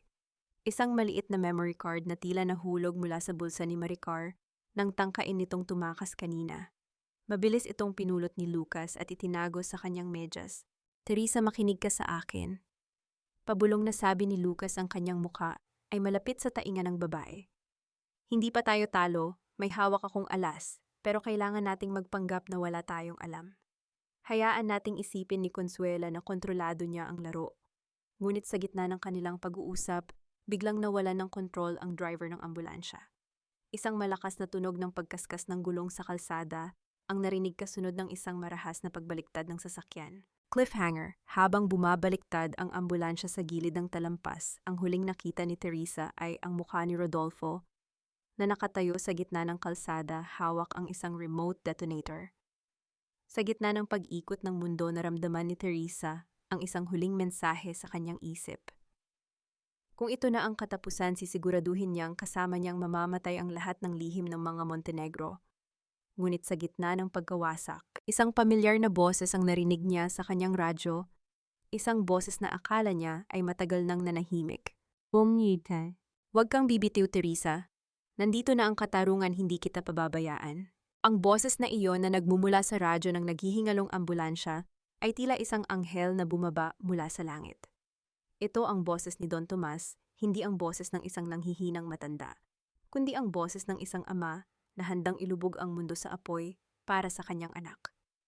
Sa gitna ng pagkabaligtad ng sasakyan, habang ang amoy ng gasolina ay humahalo sa lamig ng gabi, dahan-dahang iminulat ni Teresa ang kanyang mga mata. Nakabaligtad ang mundo. Ang dugo mula sa kanyang mga sugat ay pumapatak patungo sa kisame ng ambulansya at bawat paghinga niya ay tila isang pakikipaglaban sa matatalas na bubog na nakabaon sa kanyang balat. Sa kanyang tabi nakita niya si Lucas. Nakadaga ng katawan ng abogado sa kanya, ginamit nito ang sariling likod upang maging panangga sa pagbulusok ng sasakyan. Attorney Lucas, mahinang tawag ni Teresa. Ang kanyang kamay ay nanginginig habang hinahawakan ang mukha ng lalaki. Isang mahabang ubo ang kumawala sa dibdib ni Lucas, kasunod ang pagdaloy ng sariwang dugo mula sa kanyang labi. Ngunit sa kabila ng sakit, pilit siyang ngumiti. Don't worry about me, Teresa. I'm still here. Hindi pa tapos ang laban natin. Sa labas, ang tunog ng mga yobag sa graba ay dahan-dahang lumalapit.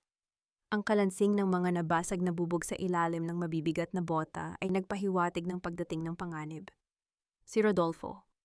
Naririnig ni Teresa ang mahinang sipol nito, isang tunog na walang pakiramdam, tila isang mangangaso na tinitiyak ang kanyang huli. Tapusin na natin ito, attorney. Sayang ang talino mo, sana ay hindi ka na lang nakialam sa pamilya Montenegro. Ang boses ni Rodolfo ay malapit na kasing lamig ng bakal ng kanyang baril. Pikit matang hinintay ni Teresa ang huling putok. Niyakap niya ng mahigpit ang kanyang sarili, iniisip ang kanyang anak na nasa kamay ng halimaw na si Consuela. Ngunit imbes na putok ng baril, isang malakas na tunog ng humaharurot na makina ang narinig. Isang malaking truck ng bumbero at dalawang itim na SUV ang biglang sumulpot mula sa madilim na bahagi ng kalsada. Ang nakakasilaw na liwanag ng kanilang mga headlight ay tumama ng diretso kay Rodolfo na napilitang takpan ang kanyang mga mata. Ibagsak mo ang baril, Rodolfo, napapalibutan ka na. Sigaw ng isang tinig sa megaphone. Hindi iyon pulis. Yung mga lalaking bumaba sa SUV ay nakasuot ng mga tactical gear, ngunit sa kanilang mga braso ay may tatak ng kumpanya ng seguridad ni Don Tomas. Sa gitna nila lumabas ang matanda, may hawak na tablet, kung saan makikita ang live tracking ng ambulansya. Anak ko, Teresa, sigaw ni Don Tomas habang patakbong lumalapit sa wasak na sasakyan. Naramdaman ni Teresa ang marahas na pagbukas ng pinto sa likuran. Ang sariwang hangin ng madaling araw ay pumasok dahan-dahang nagtataboy sa nakakalunod na amoy ng gasolina. Ang mga kamay ng kanyang ama magaspang ngunit puno ng pagmamahal ay humawak sa kanya. Tatay, ang baby ko, kinuha nila. Hikbi ni Teresa habang dahan-dahan siyang inilalabas mula sa pagkakaipit. Alam ko, anak. Alam ko lahat. Bulong ni Don Tomas, ang kanyang mga mata ay nagniningning sa galit. Nakalimutan ni Consuela na bago ako naging ama mo ako ang engineer na gumawa ng lahat ng sistema ng seguridad ng mga Montenegro. Every hidden camera, every digital trail, I have it all. Binuhat ng mga tauhan ni Don Tomas si Lucas, na kahit nahihirapan ay pilit pa ring itinuturo ang kanyang medyas kung saan nakatago ang memory card. Don Tomas, the evidence. Maricar's confession is in there. Habang isinasakay sila sa isang ligtas na sasakyan, lumingon si Teresa sa mansyong nagbabaga sa malayo. Ang langit ay unti-unti nang nagkakaroon ng kulay ube at ginto, ngunit para sa kanya ang tunay na bukang liwayway ay magsisimula lamang kapag nabawi na niya ang kanyang anak. Tatay, kailangan nating pumunta sa ospital. Nandun si Consuela, mading sabi ni Teresa. Ang kanyang panghihina ay napalitan ng isang mapanganib na determinasyon. Gagamitin niya ang baby para pilitin akong pumirma sa waiver. Hindi niya magagawa iyon, Teresa, sagot ni Don Tomas habang iniabot sa kanya ang tablet. Look, this is the live feed from her private room. Sa screen nakita ni Teresa si Consuela na nakatayo sa tabi ng kuna ng sanggol. Ngunit may mali. Isang lalaking nakasuot ng puting lab coat ang pumasok sa silid at nang humarap ito sa camera, nanlaki ang mga mata ni Teresa. Attorney Lucas, sino ang lalaking iyan? Tanong ni Teresa habang itinuturo ang screen. Tumingin si Lucas sa tablet at biglang namutla. He's not a doctor. He's the forensic specialist I hired years ago to investigate my uncle's death. What is he doing there? Cliffhanger. Habang pinapanood nila ang screen, nakita nilang kinuha ng peking doktor ang isang syringe at itinutok ito sa swero ng sanggol. Ngunit bago pa man ito maiturok, bumulong ang lalaki sa tainga ni Doña Consuela na naging sanhi ng biglang pagbagsak ng baso ng wine mula sa kamay ng matanda. Ano ang sinabi ng lalaki at siya ba ay kakampi o isa pang kaaway na nagnanais na ubusin ang lahi ng mga Montenegro? Hindi mo ba alam, Consuela, ang dugo sa mga kamay mo ay hindi kailanman mabubura ng alak o perlas? Alam ko ang ginawa mo kay Mateo. Alam ko na ikaw ang nag-utos kay Rodolfo. Ang bulong na iyon, mula sa lalaking nakasuot ng puting lab coat, ay tila isang malakas na kulog na yumanig sa buong pagkatao ni Doña Consuela. Sa loob ng marangyang hospital suite, ang tanging maririnig ay ang mahinang tunog ng aircon at ang marahas na paghinga ng matandang babae. Ang baso ng wine na nabitawan niya ay lumikha ng isang madilim at pulang mantsa sa puting carpet, tila isang sariwang sugat na bumubukas sa gitna ng silid. Sa loob ng mabilis na sasakyan ni Don Tomas, nakatitig si Teresa sa tablet. Ang kanyang mga kuko ay bumaon sa kanyang palad hanggang sa muling dumugo ang kanyang mga sugat. Ang bawat salita ng lalaki ay hindi naririnig sa live feed, ngunit ang reaction ni Consuela ay sapat na upang kumpirmahin ang isang katotohanang mas masakit pa sa apoy ng mansyon pinatay ng isang ina, ang sarili niyang anak. Tatay, bilisan niyo! Please! Pagsusumamo ni Teresa, ang kanyang boses ay nanginginig sa gitna ng galit at takot. Ang baby ko, baka kung ano ang gawin ng lalaking yan. Huwag kang mag-alala, Teresa. Malapit na tayo, sagot ni Don Tomas habang mahigpit ang hawak sa manibela. Sa gitna ng tensyon, kinuha ng matanda ang isang malinis na panyo at iniabot ito sa kanyang anak. Punasan mo ang dugo sa mukha mo, anak. Hindi kita pinalaking biktima. Pinalaki kita para maging isang mandirigma. Naramdaman ni Teresa ang init ng pagmamahal ng kanyang ama, isang golden moment, na panandaliang nagpatahimik sa bagyo sa kanyang dibdib. Ngunit nang muli siyang tumingin sa screen, nakita niyang itinaas ng lalaki ang syringe malapit sa pisngi ng kanyang anak. Lucas, sino ba talaga siya? Tanong ni Teresa kay Lucas na ngayon ay pilit na dinidirekta ang mga tauhan ng security sa pamamagitan ng kanyang cellphone. His name is Arnaldo. Sagot ni Lucas, ang kanyang panga ay mahigpit na nakakuyom. He was the one who performed the autopsy on my uncle years ago.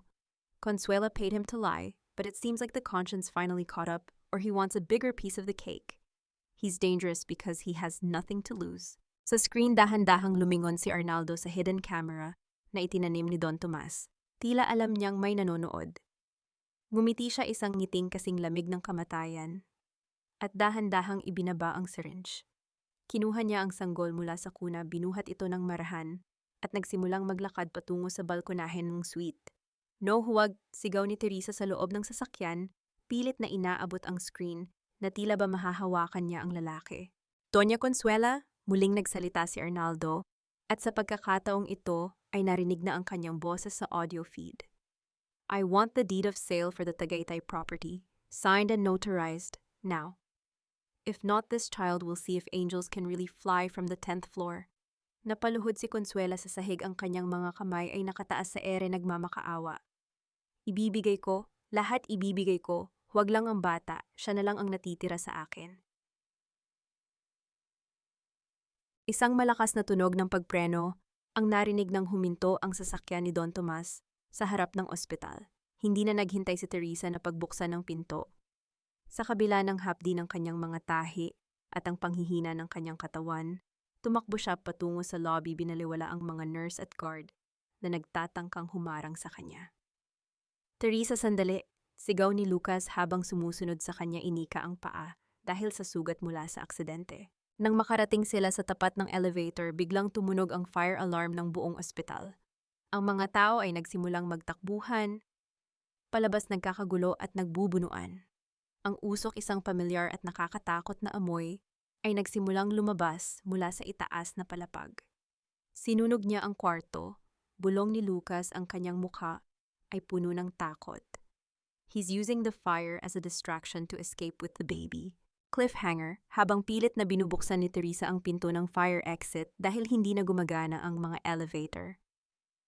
Isang pamilyar na boses ang tumawag sa kanyang pangalan mula sa madilim at mausok na hagdanan. Teresa, dito, hawak ko ang anak mo! Ngunit nang humarap siya, hindi si Arnaldo ang nakita niya kundi si Maricar, duguan. Sunog ang kalahating bahagi ng mukha at may hawak na isang bundle na nakabalot sa itim na tela. Sino ang totoong may hawak sa bata? At kaninong panig ba talaga si Maricar sa gitna ng naglalagablab na trahedyang ito? Bapwag. Ate, patawad. Ito lang ang kaya kong iligtas. Ito lang ang paraan para mabura ang kasalanan ko sa iyo. Ang boses ni Maricar ay halos isang kaliskis na lamang, tuyot at puno ng uling. Sa gitna ng makapal na usok sa fire exit, ang dugo ang mukha ng katulong ay tila isang imahe mula sa isang masamang panaginip. Ang kanyang mga kamay na nanginginig at may mga bakas ng sunog ay inilahad ang itim na balutan kay Teresa. Dahan-dahang binuksan ni Teresa ang tela, ang kanyang puso ay tumitibok ng mabilis na tila lalabas sa kanyang dibdib. Ngunit imbes na ang mainit na balat ng kanyang sanggol, ang bumungad sa kanya ay ang isang luma at itim na briefcase. Ang briefcase ni Doña Consuela na naglalaman ng lahat ng orihinal na titulo ng lupa at ang hard drive ng surveillance system ng mansion. Nasaan ang anak ko, Maricar? Ang sigaw ni Teresa ay umalingaw-ngaw sa masikip na hagdanan, hinaluan ng ubo dahil sa usok. Nasaan ang baby ko? Kinuha siya ni Arnaldo. Hikbi ni Maricar, ang kanyang katawan ay dahan-dahang sumasandal sa pader habang unti-unting nawawalan ng lakas. Sinubukan ko siyang pigilan, ate, pero itinulak niya ako sa apoy. Ang briefcase na ito ang buhay ni Doña Consuela. Gamitin mo ito para pabagsakin siya. Naramdaman ni Teresa ang isang matinding hapis na humahalo sa kanyang galit. Tiningnan niya si Maricar, ang babaeng nagkanulo sa kanya, ngunit ngayon ay nag-alay ng sariling buhay upang ibigay ang sandata ng katarungan. Sa gitna ng trahedya, nakita ni Teresa ang maruming mukha ng pagsisisi. Tumayo ka riyan, Maricar. Hindi ka pwedeng mamatay dito. Sigaw ni Lucas habang pilit na kinukuha ang briefcase at inaalalayan si Maricar. Iwanan niyo na ako. Iligtas niyo ang bata. Bulong ni Maricar bago tuluyang pumikit ang kanyang mga mata. Hindi nag-aksaya ng panahon si Teresa. Binaliwala niya ang hapdi ng kanyang mga sugat at ang bigat ng kanyang binti. Tumakbo siya pataas patungo sa rooftop kung nasaan ang helipad ng ospital. Doon niya narinig ang malakas na ugong ng helikoptero na tila naghahanda ng lumipad. Nang bumukas ang pinto ng rooftop, ang malakas na hangin ay sumampal sa kanyang mukha. Doon sa gitna ng liwanag ng bukang liwayway, nakita niya si Arnaldo na hawak ang sanggol habang si Doña Consuela ay nakaluhod sa semento pilit na inaabot ang laylayan ng lab coat ng lalaki. Ibigay mo na ang bata, Arnaldo, pinirmahan ko na ang lahat. Sigaw ni Consuela, ang kanyang boses ay puno ng desperasyon na hindi pa kailanman narinig ni Teresa. Huli na ang lahat, Consuela. Muling ngumiti si Arnaldo, isang ngiting puno ng lason. Masyado kang madaming kalaban. Ang batang ito ay mas mahalaga bilang hostage kaysa sa mga lupain mo. Bitawan mo ang anak ko. Ang sigaw ni Teresa ay tila isang kidlat na bumasag sa ugong ng makina. Naglakad siya ng diretso, walang takot sa hangin o sa taas ng gusali. Ang kanyang mga mata ay nakapako lamang sa maliit na bundle na hawak ni Arnaldo. Napatigil si Arnaldo. Tiningnan niya ang duguang babae na tila bagong bangon mula sa libingan. Teresa, ang matapang na asawa ni Mateo. Akala ko ay natapos ka na sa basement. Walang apoy na makakasunog sa isang inang ninakawan ng anak. Bawat hakbang ni Teresa ay puno ng pait at determinasyon. Ibigay mo sa akin ang baby ko or sisiguraduhin kong hindi ka makakaalis sa rooftop na ito ng buhay. Tumawa ng malakas si Arnaldo, isang tunog na nilamon ng hangin. At anong gagawin mo, isang nanghihinang babae, laban sa akin? Sa sandaling iyon, isang pulang tuldok ng laser ang lumitaw sa dibdib ni Arnaldo. Isang sniper mula sa kumpanya ng seguridad ni Don Tomas ang nakaposisyon na sa kabilang gusali. Ngunit bago pa man makakilos ang sinuman, biglang sumugod si Doña Consuela. Sa sobrang pagkabaliw at pagnanais na mabawi ang bata, niyakap niya ang mga binti ni Arnaldo at kinagat ito ng buong lakas. Nawalan ng balanse si Arnaldo. Sa kanyang pag-atras, ang kanyang paa ay sumabit sa gilid ng pasamano ng rooftop. Ang sanggol ay muntik ng mabitawan at sa isang nakakangilong sandali, kalahati ng katawan ni Arnaldo ay nakabitin na sa ere. Teresa at sigaw ni Lucas habang patakbong lumalapit, ngunit huli na.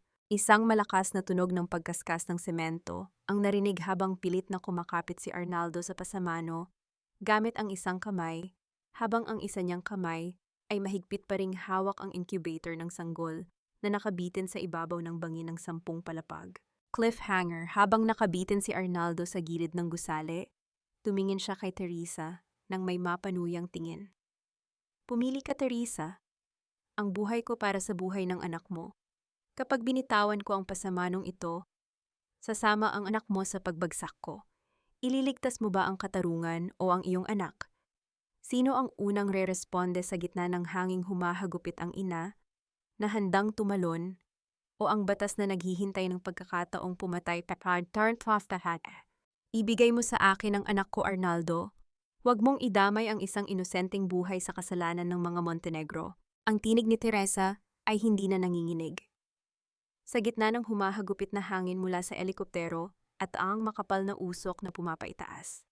Mula sa mga palapag ng ospital, ang kanyang boses ay tila isang matalim na kwerdas ng biolin manipis. Ngunit may taglay na puwersang kayang bumasag ng katahimikan. Ang kanyang mga paa na tila wala ng pakiramdam dahil sa lamig at pagod ay dahan-dahang humahakbang patungo sa gilid ng rooftop. Huwag kang lalapit, Teresa, isang hakbang pa at bibitawan ko ang munting anghel na ito, sigaw ni Arnaldo. Ang kanyang mga daliri ay namumuti na sa tindi ng kapit sa magaspang na semento ng pasamano. Ang kanyang kalahating katawan ay nakabitin na sa kawalan at sa bawat paggalaw niya, ang incubator na kinalalagyan ng sanggol ay umuugoy isang marahas na duyan sa ibabaw ng kamatayan. Attorney, huwag, pigil ni Lucas kay Teresa, ang kanyang kamay ay nakahawak sa balikat ng babae. He's unstable. Let the authorities handle this. Authorities, Lucas, tingnan mo ang anak ko. Turo ni Teresa sa nakabiting incubator. Walang oras para sa negosasyon. Arnaldo, makinig ka sa akin. Look at me. Napatingin si Arnaldo sa mga mata ni Teresa. Doon hindi siya nakakita ng takot. Nakakita siya ng isang apoy na mas matindi pa sa sunog na nililikha niya sa ibaba. Isang determinasyon na tanging isang ina lamang ang mayroon ng kakayahang pumatay at mamatay para sa kanyang anak. You want money, you want the properties. Ang boses ni Teresa ay dahan-dahang naging banayad, tila isang pang-akit sa gitna ng bagyo. Nasa briefcase ni Maricar ang lahat. Ang mga titulo, ang mga account, lahat ng pinag-awayan ng pamilyang ito. Ibibigay ko sa iyo ang lahat basta bitawan mo ang pasamano at ibigay mo sa akin ang baby ko. Teresa, no, that's our only evidence. Bulong ni Lucas ngunit hinigpitan ni Teresa ang hawak sa kanyang kamay bilang senyas na manahimik. Tumawa si Arnaldo, isang tuyot at nakakatakot na tawa na humalo sa ugong ng makina ng helikoptero. Akala mo ba ay tanga ako? Sa oras na makuha ko ang batang iyan, papatayin ako ng mga sniper ng tatay mo. I need a shield, Teresa, and this baby is the best shield I could ever have. Sa gitna ng tension, si Doña Consuela na kanina pa nakadapa sa semento ay dahan-dahang gumapang patungo sa kinalalagyan ni Arnaldo. Ang kanyang mukha ay hindi na makilala, puno ng uling luha at ang hitsura ng isang reynang nawala ng kaharian. Ang kanyang mamahaling alahas ay tila mga pabigat na lamang sa kanyang naghihingalong pagkatao. Arnaldo, pakiusap pa. Bulong ni Consuela, ang kanyang boses ay naging paos. Siya na lang ang natitira sa akin.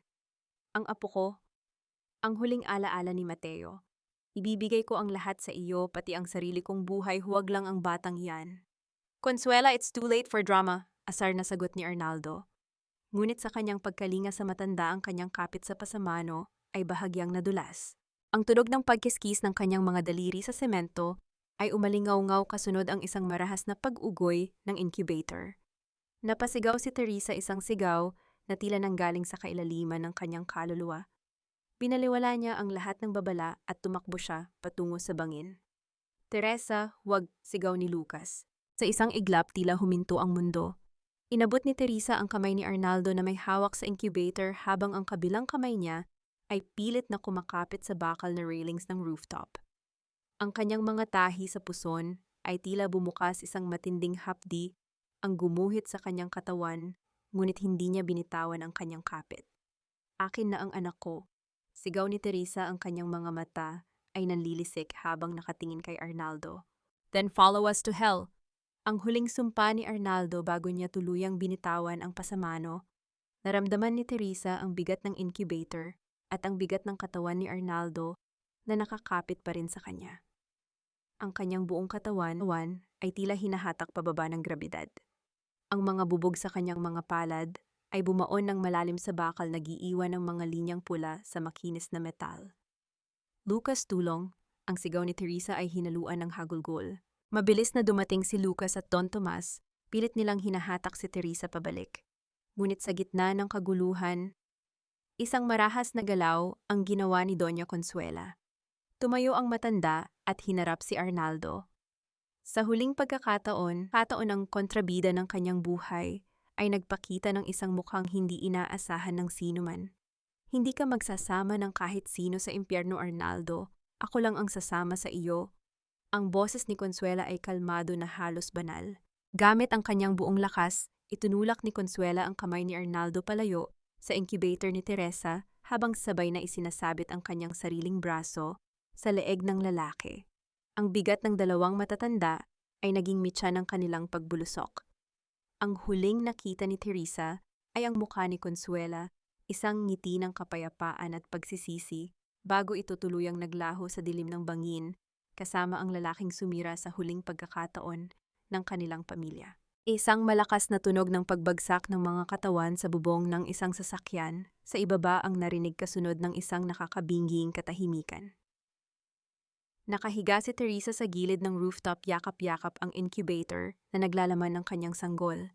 Ang bata na tila nagising sa tindi ng pagugoy ay nagsimulang umiyak, isang malakas masigla, at buhay na iyak na nagpatahimik sa lahat ng ingay ng gabi.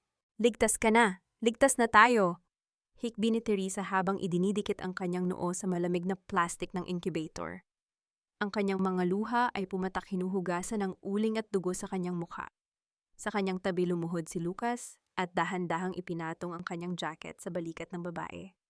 Ang araw ay tuluyan nang sumikat sa abot-tanaw ng Tagaytay, nagbibigay ng gintong liwanag sa wasak na ospital at sa babaeng matagumpay na bumangon mula sa abo. Ang hasbigat ng isang munting buhay sa mga bisig ng isang ina ay mas matimbang kaysa sa lahat ng ginto at lupain na iniwan ng mga Montenegro sa gitna ng abo at usok. Sa itaas ng rooftop, habang ang unang sikat ng araw ay humahalik sa dugo ang pisngi ni Teresa, ang tanging tunog na mahalaga ay ang mahina at pantay na paghinga ng kanyang anak. Ang mundong kanina lang ay tila guguho na ay dahan-dahang tumahimik, tila nagbibigay pugay sa isang reynang nagwagi sa gitna ng impyerno. Ligtas na tayo anak, wala nang mananakit sa'yo. Bulong ni Teresa, ang kanyang tinig ay nanginginig ngunit puno ng isang uri ng kapayapaan na ngayon lamang niya naramdaman. Ang bawat patak ng kanyang luha na dumidikit sa balat ng sanggol ay tila isang binyag ng kalayaan. Mabilis na lumapit ang mga medical team at sa pagkakataong ito wala ng mga itim na SUV o mga peking doktor. Sa pangunguna ni Don Tomas, ang mga totoong tagapagligtas ay dumating. Ang matanda ay napaluhod sa tabi ng kanyang anak, ang kanyang mga kamay na kanina ay nakakuyom sa galit, ay dahan-dahang humaplos sa ulo ng kanyang apo. Walang salitang lumabas sa kanyang labi, dahil ang hikbi ng isang ama na nakitang muling nabuhay ang kanyang anak ay sapat na upang ipaliwanag ang lahat. Dahan-dahan Teresan paalala ni Lucas habang inaalalayan siyang humiga sa stretcher. Ang mga mata ng abogado ay hindi lumalayo sa babae. Sa kabila ng pagod at mga sugat, nakita ni Lucas ang isang kakaibang liwanag sa mukha ni Teresa, isang kagandahang hindi nanggagaling sa ayos ng buhok o sa mamahaling hiyas kundi sa purong lakas ng kanyang kaluluwa. Isinakay sila sa ambulansya, ngunit sa pagkakataong ito, ang paligid ay puno ng mga pulis na nagbabantay para sa kanilang seguridad. Habang binabaybay ang kalsada pababa ng Tagaytay, nakita ni Teresa sa bintana ang mga tao sa gilid ng daan. Ang mga marites na kanina lang ay nagkakalat ng mali siya ay ngayon ay nakatayo ng tahimik, ang iba ay umiiyak habang pinapanood ang pagdaan ng ambulansya. Ang balita tungkol sa kabayanihan ni Teresa at ang karumaldumal na ginawa ni Consuela ay mabilis na kumalat na nagpabago sa ihip ng hangin ng publiko. Pagdating sa bagong ospital, inilagay si Teresa sa isang ligtas at pribadong silid. Sa unang pagkakataon, pagkatapos ng mahabang gabi, naramdaman niya ang lambot ng malinis na puting kama at ang lamig ng aircon na hindi nagdadala ng amoy ng usok. Sa kanyang tabi sa isang maliit na kuna ay ang kanyang anak na pinangalanan niyang Mateo Tomas, isang pag-alaala sa kabutihang nais sana niyang makita sa kanyang asawa at sa katatagang namana niya sa kanyang ama. Dahan-dahang pumasok si Lucas sa silid, bitbit ang briefcase na nakuha mula kay Maricar. Ang kanyang mukha ay malinis na mula sa uling, ngunit ang kanyang mga mata ay nanatiling seryoso. Teresa, tapos na ang investigasyon sa rooftop. Ang mga katawan ni Consuela at Arnaldo ay nakuha na. Ang lahat ng ebidensya sa hard drive na ito ay sapat na para linisin ang pangalan mo habang buhay. Tiningnan ni Teresa ang briefcase, ang bagay na naging mitya ng napakaraming kamatayan. Attorney, ayoko na ng yaman ng mga Montenegro. Ibigay mo ang lahat ng iyan sa mga foundation o gamitin mo para sa mga biktima ng pang-aabuso. Ang gusto ko lang ay ang katahimikan para sa anak ko. Lumapit si Lucas at dahan-dahang hinawakan ang kamay ni Teresa. Ang haplos na iyon ay hindi lamang basta pagpapakalma. Ito ay may dalang pangako ng isang bagong simula. You deserve more than just silence, Teresa. You deserve to be happy. Pero bago ang lahat, kailangan mong malaman. Si Maricar ay nasa kabilang silid. She survived but she's asking for your forgiveness. Natahimik si Teresa. Ang galit na kanina ay nagbabaga ay tila naging isang malamig na abo. Naalala niya ang dugo ang mukha ni Maricar habang iniabot ang briefcase. Sa gitna ng pagkakasala, meron pa ring puwang para sa pagsisisi. I will talk to her, Lucas. Pero hindi pa ngayon, mahinang sagot ni Teresa. Gusto ko munang lasapin ang bawat sandali na kasama ang anak ko nang walang takot. Isang golden moment ang nabuo ng dahan-dahang kinuha ni Teresa ang sanggol mula sa kuna at idinikit ito sa kanyang dibdib, skin-to-skin contact. Ang munting tibok ng puso ng bata ay sumasabay sa kanyang sariling pintig. Sa sandaling iyon, tila ang lahat ng sakit, ang lahat ng sugat at ang lahat ng pagtataksil ay dahan-dahang naghihilom. Napansin ni Teresa na nakatitig sa kanya si Lucas at sa unang pagkakataon, isang matamis at tunay na ngiti ang sumilay sa kanyang mga labi. Isang ngiting nagdulot ng kakaibang kaba sa dibdib ng abogado. Ngunit sa gitna ng katahimikang ito, isang kumatok sa pinto. Pumasok ang isang pulis na may dalang isang maliit na sealed envelope. Ma'am Teresa, Attorney Lucas, nahanap po ito sa bulsa ng bestida ni Doña Consuela. bago siya tuluyang pumanaw. Para po ito sa inyo. Cliffhanger, habang dahan-dahang binubuksan ni Teresa ang sobre bumagsak sa kanyang kandungan ng isang luma at kupas na litrato. Ito ay litrato ng kanyang ina na matagal na niyang hindi nakikita at sa likod nito ay may nakasulat na isang maikling mensahe sa sulat kamay ni Consuela. Hindi ikaw ang unang biktima sa pamilyang ito. Hanapin mo ang lihim sa ilalim ng lumang balon sa Tagaytay. Anong bagong lihim ang itinatago ng mga Montenegro? At tapos na nga ba talaga ang laban ni Teresa or nagsisimula pa lamang ang isang mas malalim na pagbubunyag? Ang akala ko ay natapos na ang lahat sa pagbagsak ng mansyon. Ngunit may mga multo pa lang sadyang ayaw manahimik hanggat hindi nahuhukay ang katotohanan. Nanginginig ang mga daliri ni Teresa habang hinahawakan ang kupas na larawan ng kanyang ina. Sa puting silid ng ospital, kung saan ang tanging maririnig ay ang mahinang tunog ng heart monitor at ang banayad na paghinga ng kanyang sanggol, ang mensahe ni Doña Consuela ay tila isang malamig na kamay na humahaplos sa kanyang batok. Ang lumang balon, isang lugar na bahagi ng kanyang mga malabong alaala, noong bata pa siya isang lugar, na lagi niyang pinagbabawalang lapitan ng kanyang ama. Teresa, huwag mo munang isipin yan. Kailangan mong magpahinga, malambing na sabi ni Lucas. Inabot niya ang baso ng tubig at dahan-dahang pinainom ang babae. Ang kanyang mga mata ay puno ng pag-aalala. Tila ba ayaw niyang madagdagan pa ang bigat na pasan ng puso ni Teresa. Attorney, hindi ako makakapahinga hanggat may ganitong lihim na nakabitin. Sagot ni Teresa, ang kanyang mga mata ay nakatitig sa larawan. My mother didn't just disappear, Lucas. Sinabi ni tatay noon na iniwan tayo ni nanay dahil sa hirap ng buhay. Pero bakit nasa kay Consuela ang larawang ito? Bakit may mensahe siyang ganito sa huling sandali niya? Eksaktong pagkatapos niyang sabihin iyon, pumasok si Don Tomas sa silid. Ang matanda ay tila tumanda ng 10 taon sa loob lamang ng isang gabi. Nang makita niya ang larawan sa kandungan ng kanyang anak, bigla siyang napatigil sa may pintuan. Ang tunog ng pagbagsak ng tungkod niya sa sahig ay umaling-aungaw sa tahimik na silid. Tay, ano ang itinatago niyo sa akin?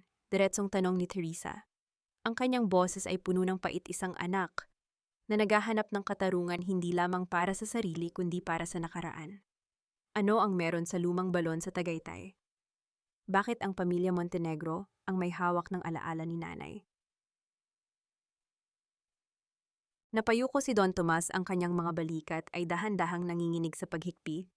Patawad, Teresa, akala ko ay mapoprotektahan kita sa pamamagitan ng pananahimik. Ang nanay mo, hindi siya umalis ng kusa. Si Consuela, ginamit niya ang kapangyarihan ng pamilya nila para palayasin ang nanay mo dahil nalaman nito ang tungkol sa nakaw na yaman ng mga Montenegro noong panahon pa ng lolo ni Mateo. At ang balon, halos pabulong na tanong ni Lucas, ang kanyang panga ay nagpapakita ng matinding tensyon. Doon itinago ni Consuela ang mga dokumento at ang huling sulat ng nanay mo bago siya tuluyang mawala sa bansa, hikbi ni Don Tomas. I was a coward, Teresa. I was afraid of what they could do to you if I fought back. Naramdaman ni Teresa ang isang matinding, emotional gut punch. Ang kanyang buong buhay ay nabuo sa isang kasinungalingan. Ngunit sa halip na manghina ang apoy ng determinasyon sa kanyang mga mata, ay lalong nag-alab. Pagkalipas ng 3 araw sa kabila ng pagtutol ng mga doktor, bumalik si Teresa sa Tagaytay. Kasama niya si Lucas at si Don Tomas.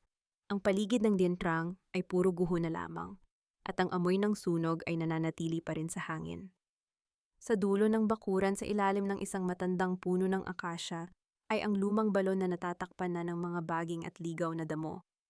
Lucas, kailangan nating buksan ito, utos ni Teresa. Gamit ang mga kagamitang dala ng mga tauhan ni Don Tomas, dahan-dahang tinanggal ang mabigat na takip na semento ng balon. Ang tunog ng pagkaskas ng bakal at semento ay tila isang pagbubukas ng libingan. Sa kailaliman ng balon na tuyo na at puno ng mga tuyong dahon, ay may nakitang isang maliit na vault na bakal. Nang mabuksan ang vault, bumungad sa kanila ang isang selyadong sobre at isang lumang kwintas na may pendant na krus. Ang kwintas na suot ng kanyang ina sa larawan. Kinuha ni Teresa ang sulat at sa bawat salitang binabasa niya ang kanyang puso ay tila nadudurog at muling nabubuo. Ang sulat ay hindi para kay Consuela, kundi para kay Teresa, isang sulat ng pag-ibig at pangako na balang araw ang katotohanan ang magpapalaya sa kanila. Golden moment. Dahan-dahang isinuot ni Teresa ang kwintas sa kanyang leeg. Nararamdaman niya ang init ng pendant sa kanyang balat, tila isang yakap mula sa kanyang ina na naglalakbay mula sa nakaraan. Tumingin siya kay Lucas at sa gitna ng mga guho hinawakan ng lalaki ang kanyang kamay ng mahigpit.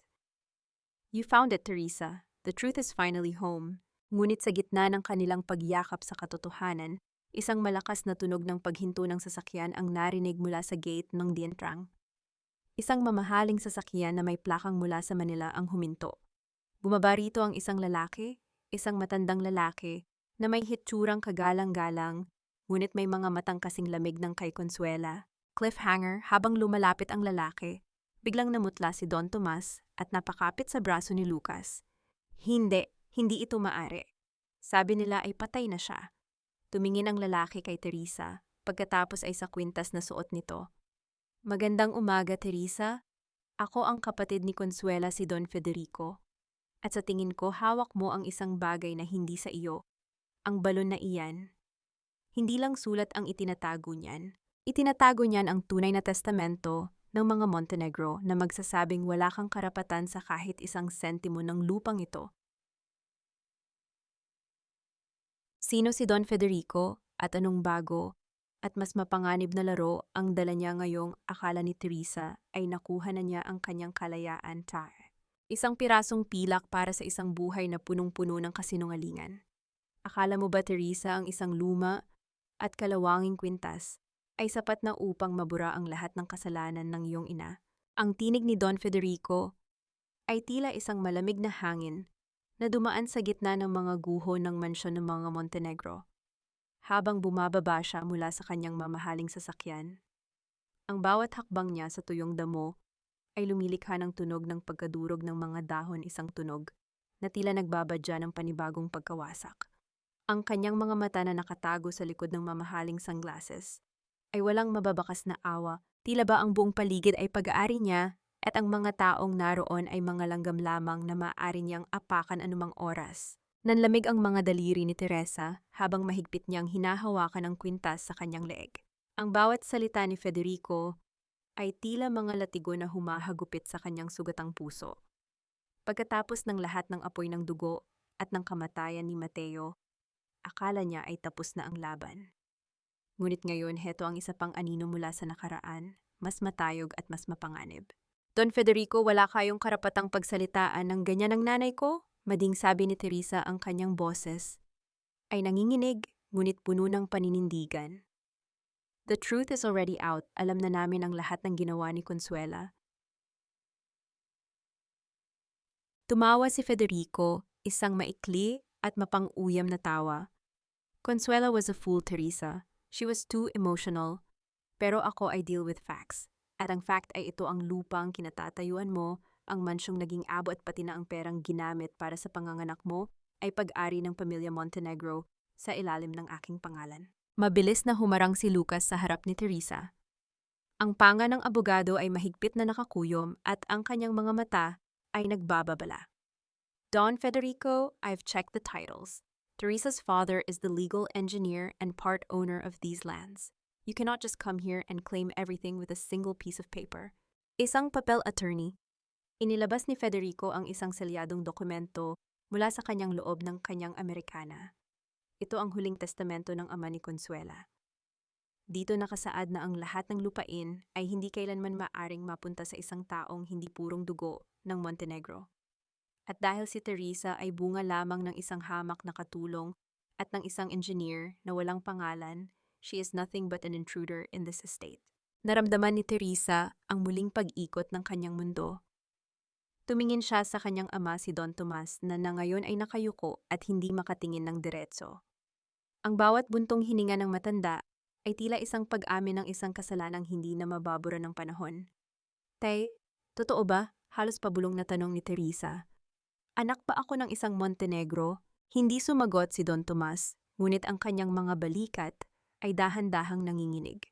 Sa gitna ng katahimikan, ang iyak ng sanggol ni Teresa na nasa loob ng sasakyan ay umalingaw-ngaw, isang matalas na tunog na tila humihingi ng katarungan. Golden moment. Dahan-dahang binitawan ni Teresa ang kwintas at tumingin ng diretso kay Federico. Hindi na siya ang babaeng nakakulong sa sauna. Hindi na siya ang biktima. Hindi ko kailangan ng dugong Montenegro para magkaroon ng karapatan sa buhay na ito, Don Federico. Ang anak ko, ang apo ni Consuela, siya ang tunay na tagapagmana. At hinding-hindi ko hahayaan na maging katulad niyo siya, isang taong walang puso at walang dangal. Lumapit si Lucas at dahan-dahang hinawakan ang siko ni Teresa. Ang haplos na yon ay nagbigay ng init sa kanyang nalalamig na katawan. Don't listen to him, Teresa. We will fight this in court. Hahukayin natin ang lahat ng baho nila. Ngunit hindi natinag si Federico. Ngumiti siya ng malapad, isang ngiting nagpapakita ng kanyang ganap na kapangyarihan. Courts, Teresa Warren own the courts in this province. At bago pa man makarating ang kaso niyo sa Manila, wala na kayong matutuluyan. I am exercising my right to reclaim this property, effectively, immediately. Kasunod ng kanyang mga salita, dalawang malalaking bulldozer ang nagsimulang pumasok sa gate ng Dintrang. Ang tunog ng kanilang mga makina ay tila isang dagundong ng paparating na sakuna. Nilalayon nilang patagin ang lahat ng natitirang alaala ni Teresa, pati na ang lumang balon, kung saan nahanap ang huling sulat ng kanyang ina. No, huwag, sigaw ni Teresa, pilit niyang hinaharangan ng malaking makina. Attorney Lucas, do something, sigaw ni Don Tomas habang pilit na tumatayo. Ngunit bago pa man makalapit ang bulldozer sa balon, isang pamilyar na tunog ng sirena ang narinig mula sa kalsada. Hindi ito pulis. Ito ay isang itim na van na may tatak ng National Bureau of Investigation. Bumaba mula rito ang isang babaeng nakasuot ng formal na uniforme, bitbit ang isang warrant. Don Federico Montenegro. Ang boses ng babae ay malinaw at mariin. You are under arrest for the illegal disposal of hazardous waste in this property years ago, which caused the death of several residents, including the mother of Teresa. Nanlaki ang mga mata ni Federico. Ang kanyang mukha na kanina ay puno ng yabang ay biglang napalitan ng isang matinding takot. Napatingin si Teresa sa balon. Ngayon ay naintindihan na niya hindi lamang sulat ang itinatago ng balon. Itinatago nito ang ebidensya ng isang krimeng pangkalikasan na matagal nang ibinaon ng mga Montenegro sa ilalim ng lupa. Cliffhanger, habang pilit na pinupusasan si Federico. Lumingon siya kay Teresa at bumulong ng may puot. Akala mo ba ay panalo ka na? Ang original na testamento ay wala sa akin. It's with the person you trust the most. Ask your attorney, Teresa. Ask him where the money for his law firm really came from. Dahan-dahang binaling ni Teresa ang kanyang tingin kay Lucas. Ang lalaking nagligtas sa kanya sa apoy, ang lalaking humahawak sa kanyang kamay. Totoo nga bang siya ay isang kakampi? O isa ring bahagi ng mas malalim at mas madilim na plano ng mga Montenegro? Lucas, bitawan mo ako. Sabihin mo sa akin ang totoo, sino ka ba talaga sa buhay ko? Ang tinig ni Teresa ay hindi sumisigaw, ngunit ang bawat pantig ay tila isang piraso ng yelong dahan-dahang bumaon sa dibdib ni Lucas. Sa gitna ng masukal na dintrang, kung saan ang anino ng papalubog na araw ay humahaba sa ibabaw ng mga guho, ang distansya sa pagitan nilang dalawa ay tila naging isang malalim na bangin. Binawi ni Teresa ang kanyang kamay at sa unang pagkakataon, ang init ng haplos ni Lucas ay naging kasing lamig ng bakal. Teresa, makinig ka muna. Hindi lahat ng narinig mo ay ayon sa iniisip mo. Ang boses ni Lucas ay gumaralgal, puno ng desperasyon na hindi pa kailanman nakita ni Teresa sa matapang na abogado. Hindi ayon sa iniisip ko, isang mapait na tawa ang kumawala sa mga labi ni Teresa habang ang kanyang mga mata ay nagniningning sa namumuong luha.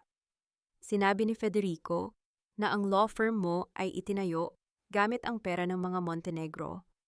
Sinabi niya na hawak mo ang testamentong magpapabagsak sa akin.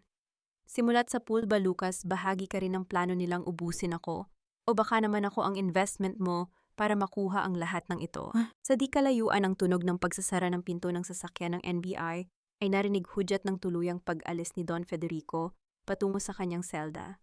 Ngunit para kay Teresa, ang tunay na hatol ay wala sa korte kundi sa lalaking nasa harap niya. Ang bawat tibok ng kanyang puso ay tila isang mabilis na hakbang patungo sa panibagong pagtataksil. Dahan-dahang lumapit si Lucas, ngunit napatigil siya nang makita ang takot at pandidiri sa mga mata ni Teresa.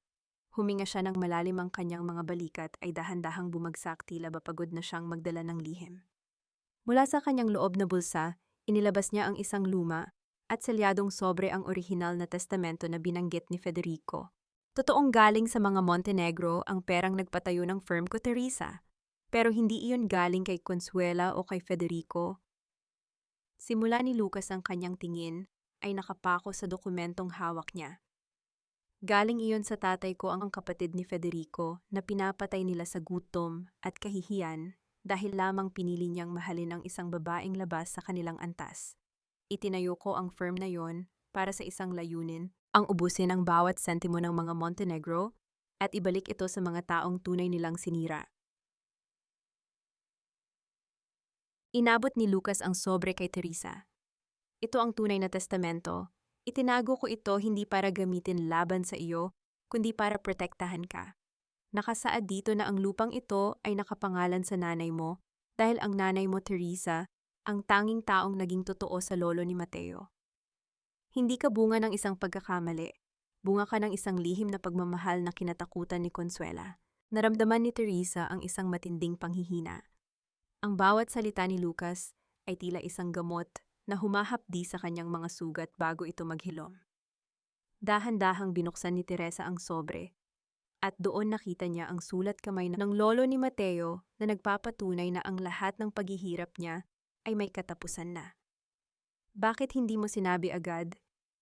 Hikbi ni Teresa, ang kanyang galit ay dahan-dahang natutunaw sa gitna ng pagod. Dahil gusto kong matuto kang lumaban para sa sarili mo, Teresa.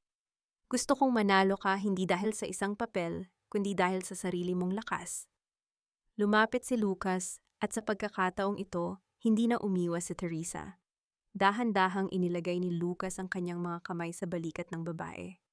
Patawad kung naging bahagi rin ako ng iyong pag-aalinlangan. Sa gitna ng dapit hapon, dahan-dahang isinandal ni Teresa ang kanyang noo sa dibdib ni Lucas. Narinig niya ang mabilis ngunit tapat na pintig ng puso ng lalaki. Sa pagkakataong ito, ang amoy ng usok ay napalitan na ng amoy ng bagong ulan sa lupang kanyang kinatatayuan. Isang mahaba at tahimik na sandali ang lumipas kung saan ang tanging maririnig ay ang bulong ng hangin sa mga puno ng akasya. Walang salita, tanging ang init ng kanilang mga katawan ang nagsilbing pangako na ang bagyo ay tuluyan na ngang lumipas. Ligtas na tayo, Lucas, bulong ni Teresa. Lagi, Teresa. Hanggat ako ang sandigan mo, tugon ni Lucas. Habang naglalakad sila pabalik sa sasakyan kung nasaan si Don Tomas, at ang sanggol na ramdaman ni Teresa, ang bigat ng kwintas sa kanyang leeg. Hindi na ito isang pabigat, kundi isang medalya ng kanyang tagumpay. Ang mga bulldozer ay dahan-dahang umalis sa dientrang, tila mga dambuhalang sumusuko sa kapangyarihan ng katotohanan. Ngunit sa huling sulyap ni Teresa sa lumang balon, nakita niya ang isang figura sa malayo, isang babaeng nakaputi na nakatingin sa kanya bago ito dahan-dahang naglaho sa hamog. Isang ngiti ang sumilay sa mga labi ni Teresa. Ang kanyang ina ay maaari na ring mamahinga ng payapa. Isang taon ang lumipas, mula nang lamunin ng apoy ang mansyon ng mga Montenegro, at ang mga lihim na naging mitya ng napakaraming luha. Ang Tagaytay na dati ay saksi sa pait at pagtataksil ay muling binalot ng hamog ng kapayapaan.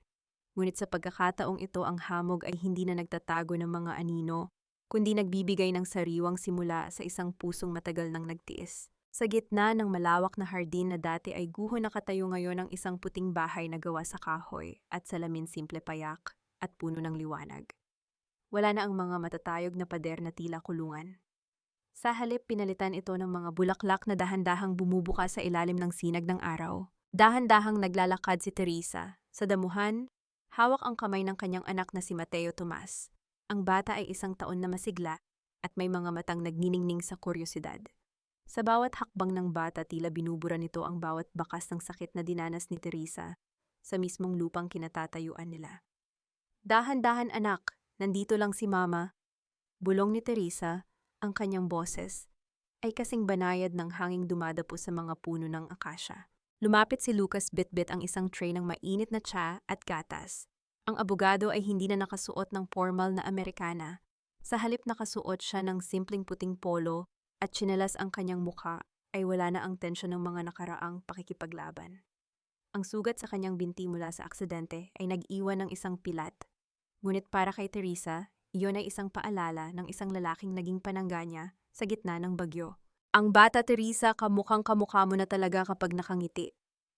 Pansin ni Lucas habang inilalapag ang tray sa lamesang kahoy.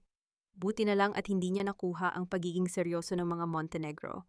Natawa ng mahina si Teresa isang tunog na dati ay kahirap marinig mula sa kanya. Salamat sa iyo, Lucas. Kung hindi mo nahanap si Miguel baka hanggang ngayon, ay may bitbit pa rin akong katanungan sa puso ko. Ang mahiwagang tawag na natanggap ni Lucas noong nakaraang taon ay mula pala kay Miguel, ang anak ni Mateo, sa isang nakaraang karelasyon bago pa man nito makilala si Teresa. Itinago ni Mateo ang bata dahil sa takot kay Doña Consuela. Sa halip na magtanim ng galit, pinili ni Teresa na kupkupin ang bata at bigyan ito ng maayos na buhay.